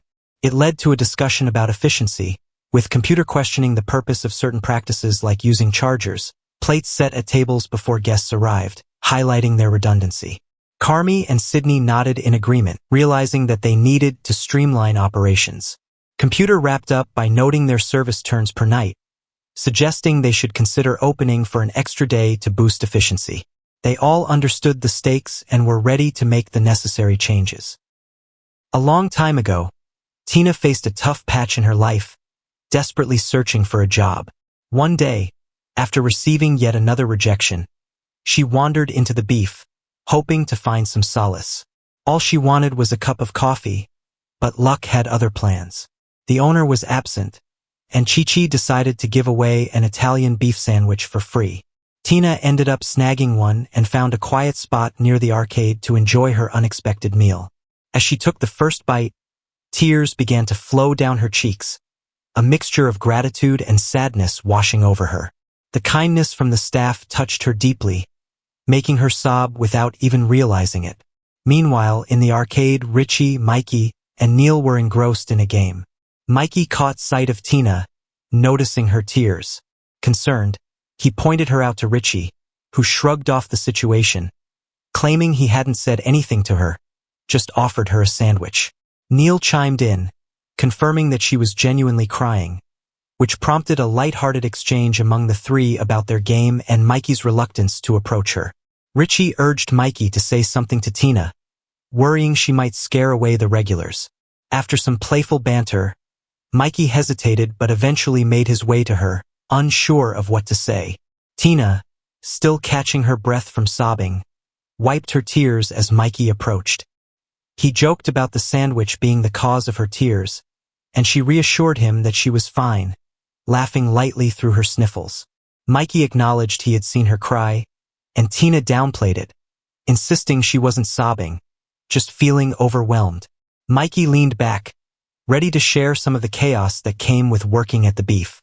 He started with the infamous toilet in the back, a nightmare that seemed to have a mind of its own, constantly exploding and turning the floor into a rotting mess. It was equal parts depressing and disgusting, but that was just the tip of the iceberg. Next, he dove into the frustrations with their delivery company. The terms had changed from net 45 to net 30, which was a real headache. He had been hoping to negotiate for a net 60 instead, but now they were stuck discussing payment plans. Mikey also mentioned the staffing issues. The team was stretched thin, and tensions ran high. With everyone constantly overwhelmed, the overall vibe was just off, leaving him feeling pretty down. Tina listened, amused by his tales but also relating to the stress he described. She finally chimed in, sharing her own struggles. Her landlord had raised the rent significantly, her husband was stuck waiting for a promotion that seemed impossible to get, and she had recently lost her job. She had been applying everywhere, but nothing was clicking. At 46 years old, she felt the weight of it all. Mikey chuckled at their shared experiences, and when he asked if there was more, she admitted that she also couldn't remember the last time she had a good night's sleep. They both laughed at the absurdity of it, and while Mikey tried to lighten the mood, she couldn't shake the heaviness she felt. Just then, Mikey's phone buzzed, and he shared a picture from his brother Carmy, a talented chef. The image sparked a moment of levity as they both tried to decipher what was on the plate. Mikey admired his brother's passion, talking about how Carmy always knew exactly what he wanted in life and excelled at it. Tina couldn't help but dream aloud about that kind of certainty. Mikey then recounted how their family business had been opened by their father, who had abandoned it, leaving behind a trail of unpaid bills. They both shared a chuckle over the all-too-familiar theme of fathers bailing out. Tina pondered the question of her dream job, feeling a mix of uncertainty and vulnerability. She admitted that she didn't think she had a dream job, feeling like she wasn't particularly good at anything. Mikey related to that, acknowledging he had skills but wasn't stellar at any one thing. As they sat together, Mikey reminisced about a childhood field trip to an old, beautiful Art Deco building filled with different businesses. He recalled the sight of people in suits and dresses, each seemingly on their own journey. To him, it felt like a building of dreams, but the thought quickly turned somber. Tina asked what kind of dreams he meant, and he elaborated that each person had a singular dream that led them to that job. Yet, he found it deeply depressing, realizing he was just a kid who felt destined to miss out on such opportunities. The weight of responsibilities loomed over him, crushing any notion of chasing dreams. Silence fell between them as they both contemplated their paths. Tina broke the quiet, revealing she had worked at the same place for 15 years before being let go. Mikey acknowledged the harshness of that experience, sensing the pain in her words. As Tina continued, she expressed her frustration with the job market. Every time she applied, she found herself surrounded by younger candidates, kids who seemed fresh and full of ambition. Mikey sighed in agreement, recognizing the struggle all too well. But there was something beautiful in their youthful eagerness, Tina noted. They seemed hungry for opportunities, filled with a passion she felt she had lost along the way. Mikey nodded, understanding the sentiment. It struck him that maybe they had both drifted from that sense of hunger, caught up in the challenges and disappointments of adult life. Tina felt the weight of the world pressing down on her, anxious about paying rent and the constant struggle to buy groceries. The reality of everyday life often felt overwhelming, and it was tempting to feel angry toward the younger generation. They seemed so carefree, oblivious to the challenges that came with adult responsibilities. Yet, in a moment of honesty, she realized that beneath that anger was a deep envy. She would give anything to be young and unburdened, to live without the weight of stress that came from years of responsibilities. The harshness of her job search loomed large. It felt almost comical how difficult it had been for her to find work. She was ready to do whatever it took, whether that meant washing dishes, cleaning floors, or selling whatever she could. She knew she had to cover her bases. Tina didn't crave inspiration or a life filled with passion. Her only desire was to provide for her child. All she wanted was a simple routine that would allow her to fulfill her responsibilities. Mikey decided it was time to lay his cards on the table. He knew the restaurant could feel like a chaotic mess. It had its share of yelling, greasy smells that lingered long after leaving, and a general sense of madness. Despite that, he also knew there were moments of pure joy, laughter, and camaraderie that made the hard days bearable. The pay wasn't much, but on good nights, tips could add up nicely, giving a sense of satisfaction that outweighed the rough patches. He glanced at Tina, sensing her uncertainty. He wanted to make it clear that he was looking for a new line cook. The thought of formalities like resumes felt unnecessary. He had already seen enough of her character in their conversation, and he didn't need a piece of paper to decide if she could fit into the chaotic world of the kitchen. Mikey wanted to invite Tina into that world. As they exchanged names, he introduced himself as Michael Berzatto, noting the connection they had formed, however brief. With Richie still hollering in the background, the noise of the restaurant became a backdrop to their conversation. Mikey felt grateful for the moment they had shared, and he hoped Tina would give the idea of working there some thought. He wished her to enjoy her sandwich, sensing that it brought her a moment of comfort. Tina took a bite of her sandwich, the flavors mixing with the relief of the conversation. Tears welled up in her eyes, not from sadness but from a sense of hope in the midst of her struggles. Adam and Sydney sat down for dinner together. The conversation turned to Terry, the owner of Ever, the restaurant where Adam worked. News had spread that she was closing it down, and the shock hung in the air between them. Adam pondered the news, surprised yet somehow not completely taken aback. He couldn't shake the feeling that this change was, in a way, a blessing in disguise. If Terry hadn't decided to leave, he realized he might have stuck around forever, stuck in the same routine without any real ambition to break free. He felt a sense of clarity wash over him.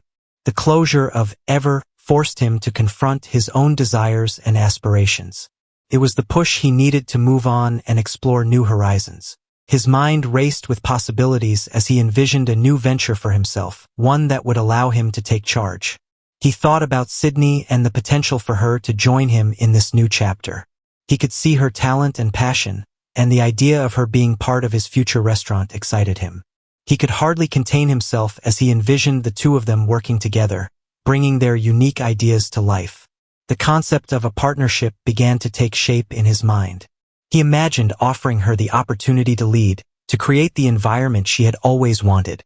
The specifics rolled off his tongue as he laid out his vision.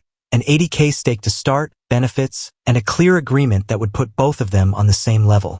As he shared his thoughts, he could see Sydney's surprise morph into intrigue. The prospect of starting something new, something that would be entirely theirs, sparked a light in her eyes. It was a big step, but Adam felt confident that she would appreciate the opportunity he was offering. He wanted to move quickly, but he also understood the weight of the decision. It was important for both of them to consider the implications. The thought of reaching out to Carmy was in the back of his mind, but first, he needed to gauge Sydney's interest. In the kitchen, Marcus was engrossed in Carmy's journal, flipping through the pages filled with notes about cooking. His eyes landed on a photo of a group of renowned chefs, and he paused, captivated by the image. Just then, Carmy walked in, greeting him with a casual morning nod. Marcus pointed to the photo, eager to share his discovery. He asked if Carmy recognized the chefs. With a knowing smile, Carmy identified them: Nobu Matsuhisa, Daniel Boulud, and Thomas Keller. The realization struck Marcus. These were culinary legends. He marveled at the thought, feeling a mix of excitement and inspiration. Curious about the photo's origins, Marcus asked where it came from. Carmy shrugged, admitting he couldn't recall but thought he might have cut it out of a magazine. To Marcus, it felt like firepower, a spark of culinary genius captured in a single moment. His curiosity continued to bubble up as he stumbled upon the legerdemain in the journal, wondering about its meaning. Carmy explained it referred to the French concept of sleight of hand, emphasizing the magic needed to elevate a dish. Marcus imagined the dynamic between those chefs, picturing them pushing each other to new heights. Carmy shared his thoughts on legacy, reflecting on how chefs not only crafted dishes but also influenced who they worked with and where those ideas traveled. He described how elements from one restaurant could find their way into another, creating a web of culinary connections, much like a family tree. Marcus nodded, beginning to grasp the depth of what Carmy was saying. Just then, Sydney entered the kitchen, and Carmy welcomed her warmly. She apologized for interrupting but received compliments on her appearance, brightening the atmosphere. Curious about their conversation, she asked what they had been discussing. Marcus mentioned legacy, prompting Sydney to joke about her focus on simply getting through the week. Her lightheartedness brought a smile to everyone's faces. As she turned to Carmy, she inquired about his own thoughts on legacy. Carmy admitted he often tried to avoid the topic, but if he were to leave something behind, he hoped it would be devoid of panic and anxiety. He reflected on the importance of being at peace with his past and filtering out negativity to create something meaningful. Turning to Marcus, Carmy sought his perspective on legacy. Marcus thought for a moment and expressed his desire for his legacy to be one of resilience. Someone who kept his chin up, listened, learned, did honest work, and was fun to be around.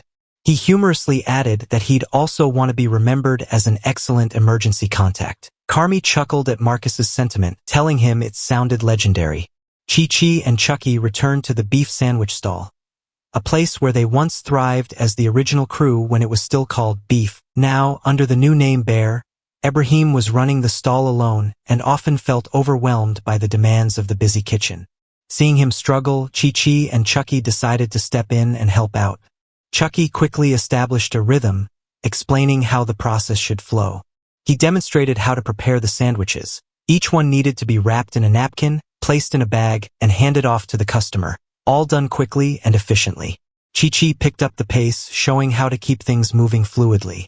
As they organized the workspace, Ibrahim raised a question about silverware. Chi-Chi and Chucky agreed that dealing with silverware would just slow them down, especially since it meant extra cleanup. With a sense of camaraderie, they reaffirmed their focus on getting the orders out quickly. Chucky outlined the different types of sandwiches they offered: hot and sweet, and dry. He noted the importance of keeping it simple and efficient, especially when it came to sides like chips. However, when the topic of mayonnaise came up, Chi-Chi couldn't help but poke fun at Chucky for having dealt with a customer who had requested it. Chucky recounted how he had provided the customer with a side of mayonnaise and told them to enjoy it at home, all while lamenting the mistake he felt he had made. Chi-Chi playfully criticized him for opening the door to mayonnaise requests in the first place, and the two shared a laugh over the mishap. With a strategy in place, Chi-Chi suggested stacking jardiniere cups by the window to improve efficiency, noting that a smaller cup could stretch out the jardiniere for more customers. Feeling energized, Chucky declared it was time to get started. As Chi-Chi opened the service window, he called out, ready for the next customer to step up to the stall. One of Carmy's non-negotiables was to break down all boxes before throwing them in the dumpster. Normally, this was something the Fack brothers handled, but today, it was Sydney's turn to take care of it. As she jumped on top of the dumpster, breaking down the boxes, she started to regret forgetting to remind the Facks not to play around too much. Sugar was shopping at a convenience store. As she loaded her bags into Car's trunk, the baby inside her belly started kicking, really, really hard. Sugar was gripping the wheel tightly as she drove along the highway, her breath quickening with each passing moment. The baby inside her was kicking up a storm, adding to her already mounting anxiety. The constant blare of car horns around her only made things worse, like a relentless, pounding rhythm in the background. She fumbled for her phone, trying to get some help. Each attempt, though, was met with frustration. Pete's line went straight to voicemail. So did Sydney's. As she kept driving, her desperation grew. One by one, every name she tried seemed unreachable. Carmy, Marcus, Richie. No one picked up. It was like the world had conspired against her at the worst possible moment. Her heart raced, sweat dripped down her forehead as her phone stubbornly continued calling the wrong contact, misinterpreting her commands. She was nearing the point of breaking down, frustration bubbling over into helplessness. Finally, she decided to give up on reaching anyone else. One last attempt, calling her mom. In the hospital parking lot, Sugar was walking slowly, struggling with each step toward the entrance. Her body felt heavy, every movement labored, as if the weight of the moment was pressing down on her. From a distance, Donna, her mom, spotted her and immediately started running over. Donna was in a full sprint, clearly excited and overwhelmed. Sugar, catching sight of her, groaned inwardly, bracing herself. Donna's enthusiasm was the last thing she needed right now. Donna reached her in a flurry, trying to help but unintentionally making things worse. Her attempts to guide Sugar's breathing turned into an awkward rhythm that only added to the stress. Donna was breathing in exaggerated patterns, he, and Sugar, already on edge, was desperately trying to calm her mother down. Every breath Donna took seemed to heighten Sugar's anxiety. She wanted a calm, peaceful moment, but Donna's energy was anything but soothing. Finally, Sugar, barely keeping it together, pleaded for her mom to just stop. Donna, realizing how overwhelmed Sugar was, finally backed off, though the excitement in her eyes hadn't faded. The chaos quieted, for a moment. As they continued walking toward the hospital, Donna began her rhythmic breathing again, trying to coach her daughter through the moment. Sugar shot her a tired glance, already sensing where this was headed. Donna kept up her pattern, as if it would magically calm everything down. Sugar's frustration flared. This wasn't helping. If anything, it was making things worse. Sugar's patience was wearing thin as Donna, ever determined, insisted her breathing method was calming. But each breath Donna took only seemed to rile Sugar up more.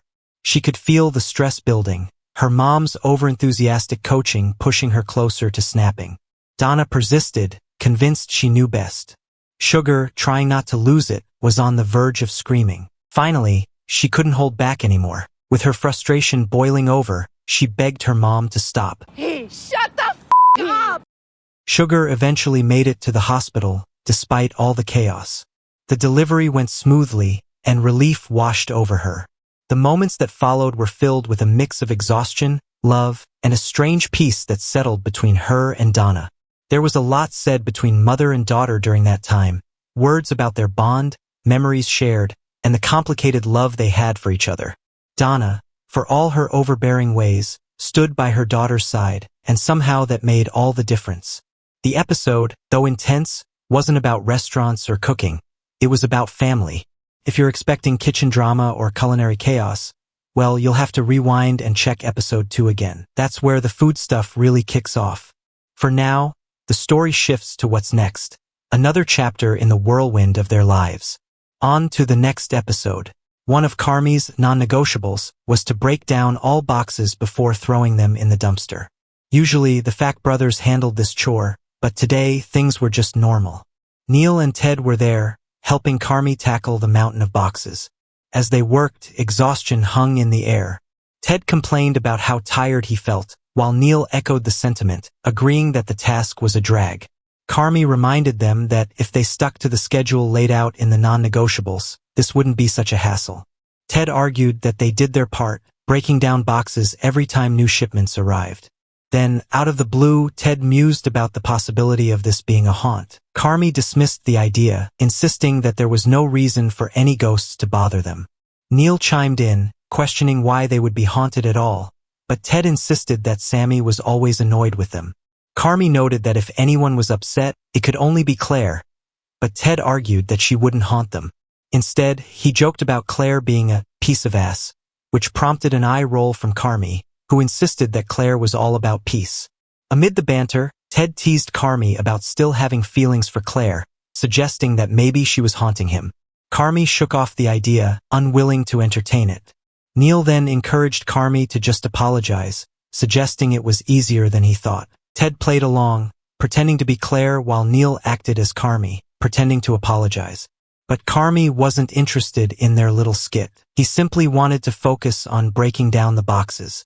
As they continued, he glanced at the brothers, half wondering if maybe, just maybe, he was being haunted by his own thoughts about Claire. Ted grumbled about the boxes, labeling them as stupid. The Bear was under pressure. The media reviews were a mixed bag. Some praised their efforts, but most expressed disappointment. Inside the kitchen, the chef crew was overwhelmed by the demands for both quantity and quality. Coordination between the service team and the kitchen had turned into a complete nightmare.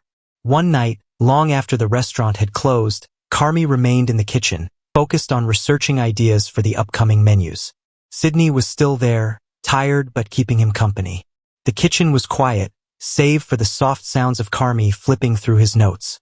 They were both exhausted, and it showed in their slow, tired conversation. Carmy mentioned how the expo was wearing them down, and Sydney half-jokingly offered to trade stations again, but that would only shift the problem. Carmy, already absorbed in his work, insisted that he'd eventually figure it out. Sydney, sensing something deeper, asked if he was really okay. Carmy brushed it off, saying he'd crack the issue soon enough, but Sydney wasn't talking about the menu. She asked again if he was good, offering to stay and help if needed, but Carmy told her to go home and get some rest. He repeated the words, as if trying to convince himself that it was the right thing to say. Tonight had felt off, Sydney noted, correcting him by saying it had been off for a while. Carmy apologized, admitting that sometimes it was hard for others to keep up with him. Sydney acknowledged that it wasn't about skill, hinting that there was something else she wanted to talk about, but then decided it could wait.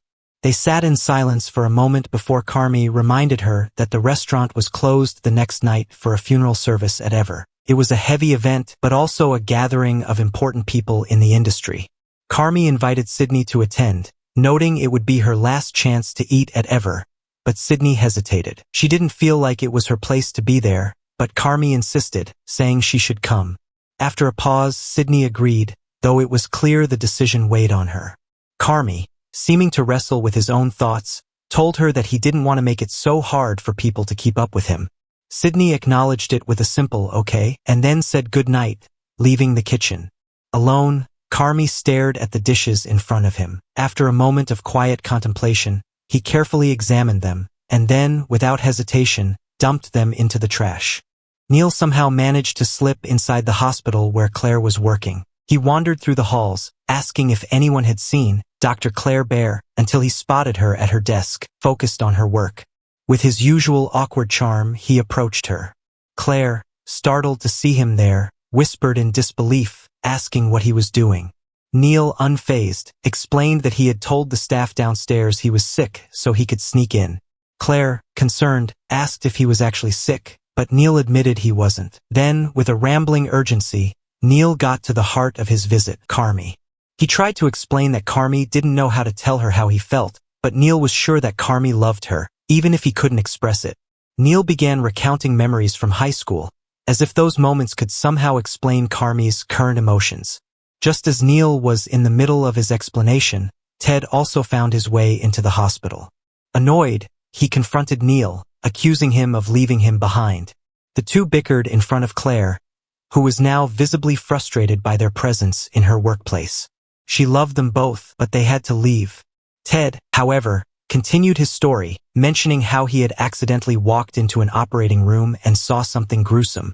Claire, trying to keep her composure, asked them to lower their voices, reminding them that they were in a hospital. But Ted, like Neil, couldn't resist bringing up Carmy.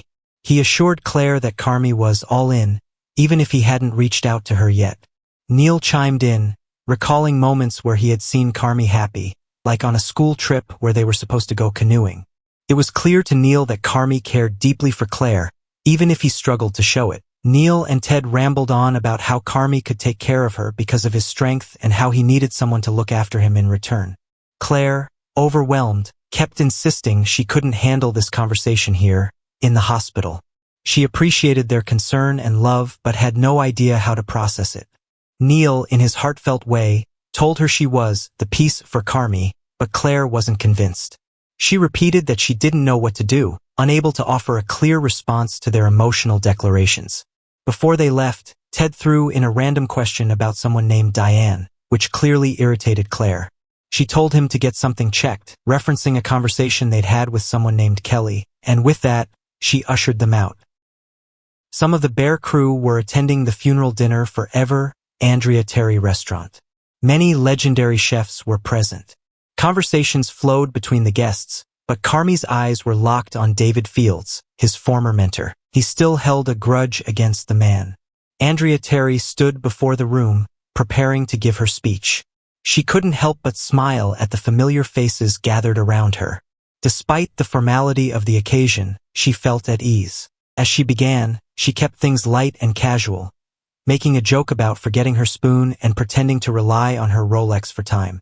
It was a small moment of humor that broke the ice, drawing smiles and chuckles from the crowd. Thinking back on her journey, Andrea admitted to never imagining herself in this position. She recalled her early days in the kitchen, working as a garde-manger at a brasserie in London.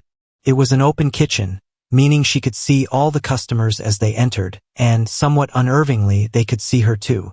She had spent 7 years in that place, eventually working her way up to CDC. Over time, something truly special began to happen. She watched families come in, bringing their children, who would grow from kids into teenagers, and from teenagers into adults. She witnessed milestones, people getting married, having kids, and coming back to celebrate more moments with their growing families. It wasn't just about the food, it was about the connections made over time.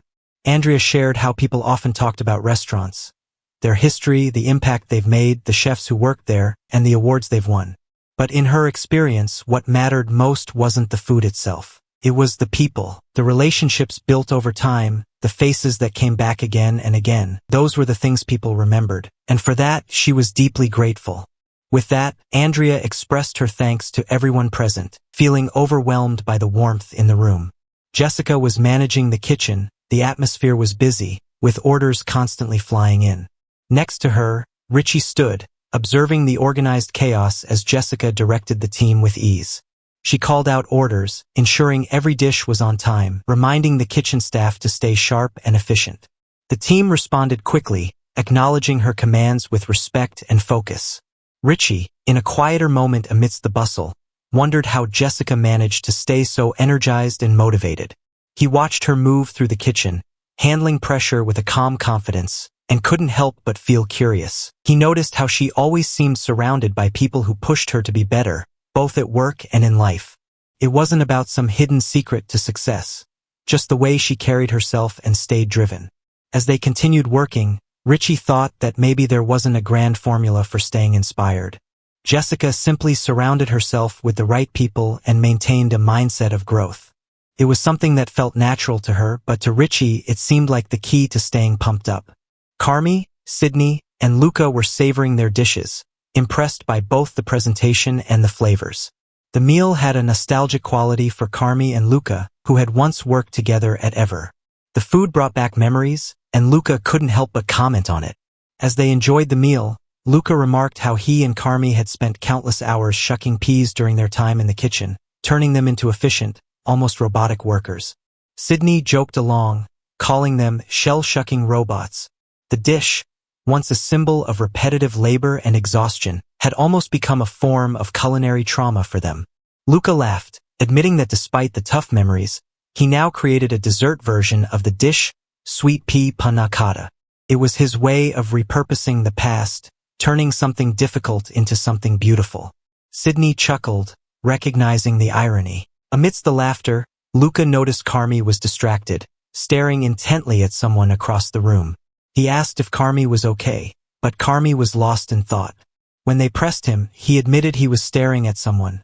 David Fields, a former mentor and a notorious figure in the culinary world. Carmy's disdain for Fields was clear. He rattled off a list of reasons why he couldn't stand the man, from his toxic behavior to his inexplicable hatred of black pepper. Fields had been one of the best chefs in the world, but his harsh methods had left a lasting impact on Carmy, both mentally and emotionally. As Carmy watched, Fields began to rise from his seat. Without hesitation, Carmy got up, clearly intent on confronting him.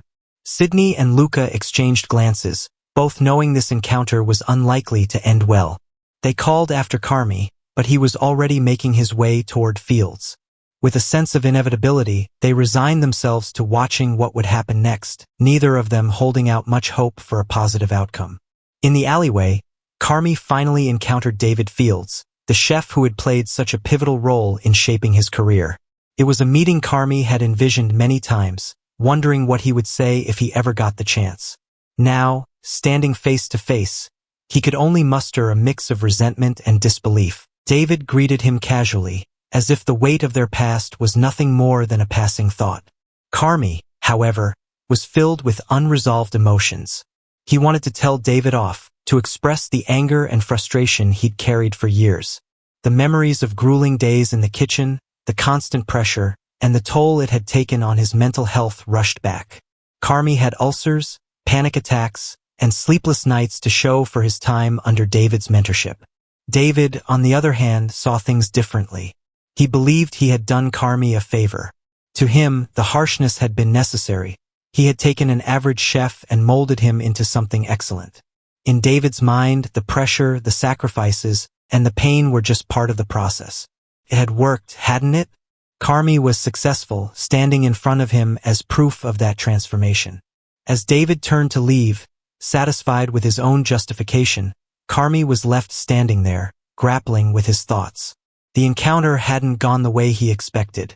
He had come looking for closure or perhaps an apology, but instead, he was given an explanation that he wasn't sure how to feel about. After a moment, a strange smile crept across Carmy's face. It wasn't joy, but maybe a sense of understanding, or at least acceptance. David was who he was, and in the end, Carmy realized he had become who he was too, partly because of that. So, everyone heads back to Sydney's apartment for an impromptu party. Everyone except Carmy, that is. The Bear crew joins in, and it's all singing, dancing, and, of course, elevating frozen waffles with caviar, because why not? On Sydney's fridge, there's a clip of newspaper review of the Beef, the Italian sandwich shop she helped Carmy turn into this fancy fine dining spot. In her head, she's running through memories of Marcus, Tina, Sugar, Fax Brothers, Carmy, and the whole Bear family. And you just know Chef Terry's words are echoing in her mind. It's the people they remember. She steps outside, suddenly overwhelmed, and starts having a panic attack, freaking out over a big decision looming over her. Meanwhile, Carmy is out for a solo walk when his phone starts buzzing with missed calls. 4 of them, from Uncle Jimmy. You know, the guy who funds the Bear but has been told to cut his losses and stop the bleeding. Last time they talked, Jimmy couldn't bring himself to spill the beans about how rough things were financially. But now there's a Google alert from the Chicago Tribune, and the review is finally in. Carmy's heart races as he scans through his phone, zeroing in on words. So, where does this leave our favorite restaurant crew? Not much gets wrapped up by the end of season 3. Sydney is still stuck trying to decide if she'll stick around at the Bear and fight for that Michelin star with Carmy, who, let's be real, has turned into a pretty toxic leader thanks to his personal baggage? Or will she bail and go lead a rival kitchen with Adam? And what about Carmy? Can he shake off all that trauma and step up to be a real partner to Sydney? Or is he going to let the cycle of abuse keep dragging him down, pushing away the one person who's got his back? The tension's thick, and it's hard to tell where it's all headed. That's the end of Season 3 of The Bear. Subscribe for more videos like this, turn on notifications, and leave a like to help the channel out. Thanks for watching.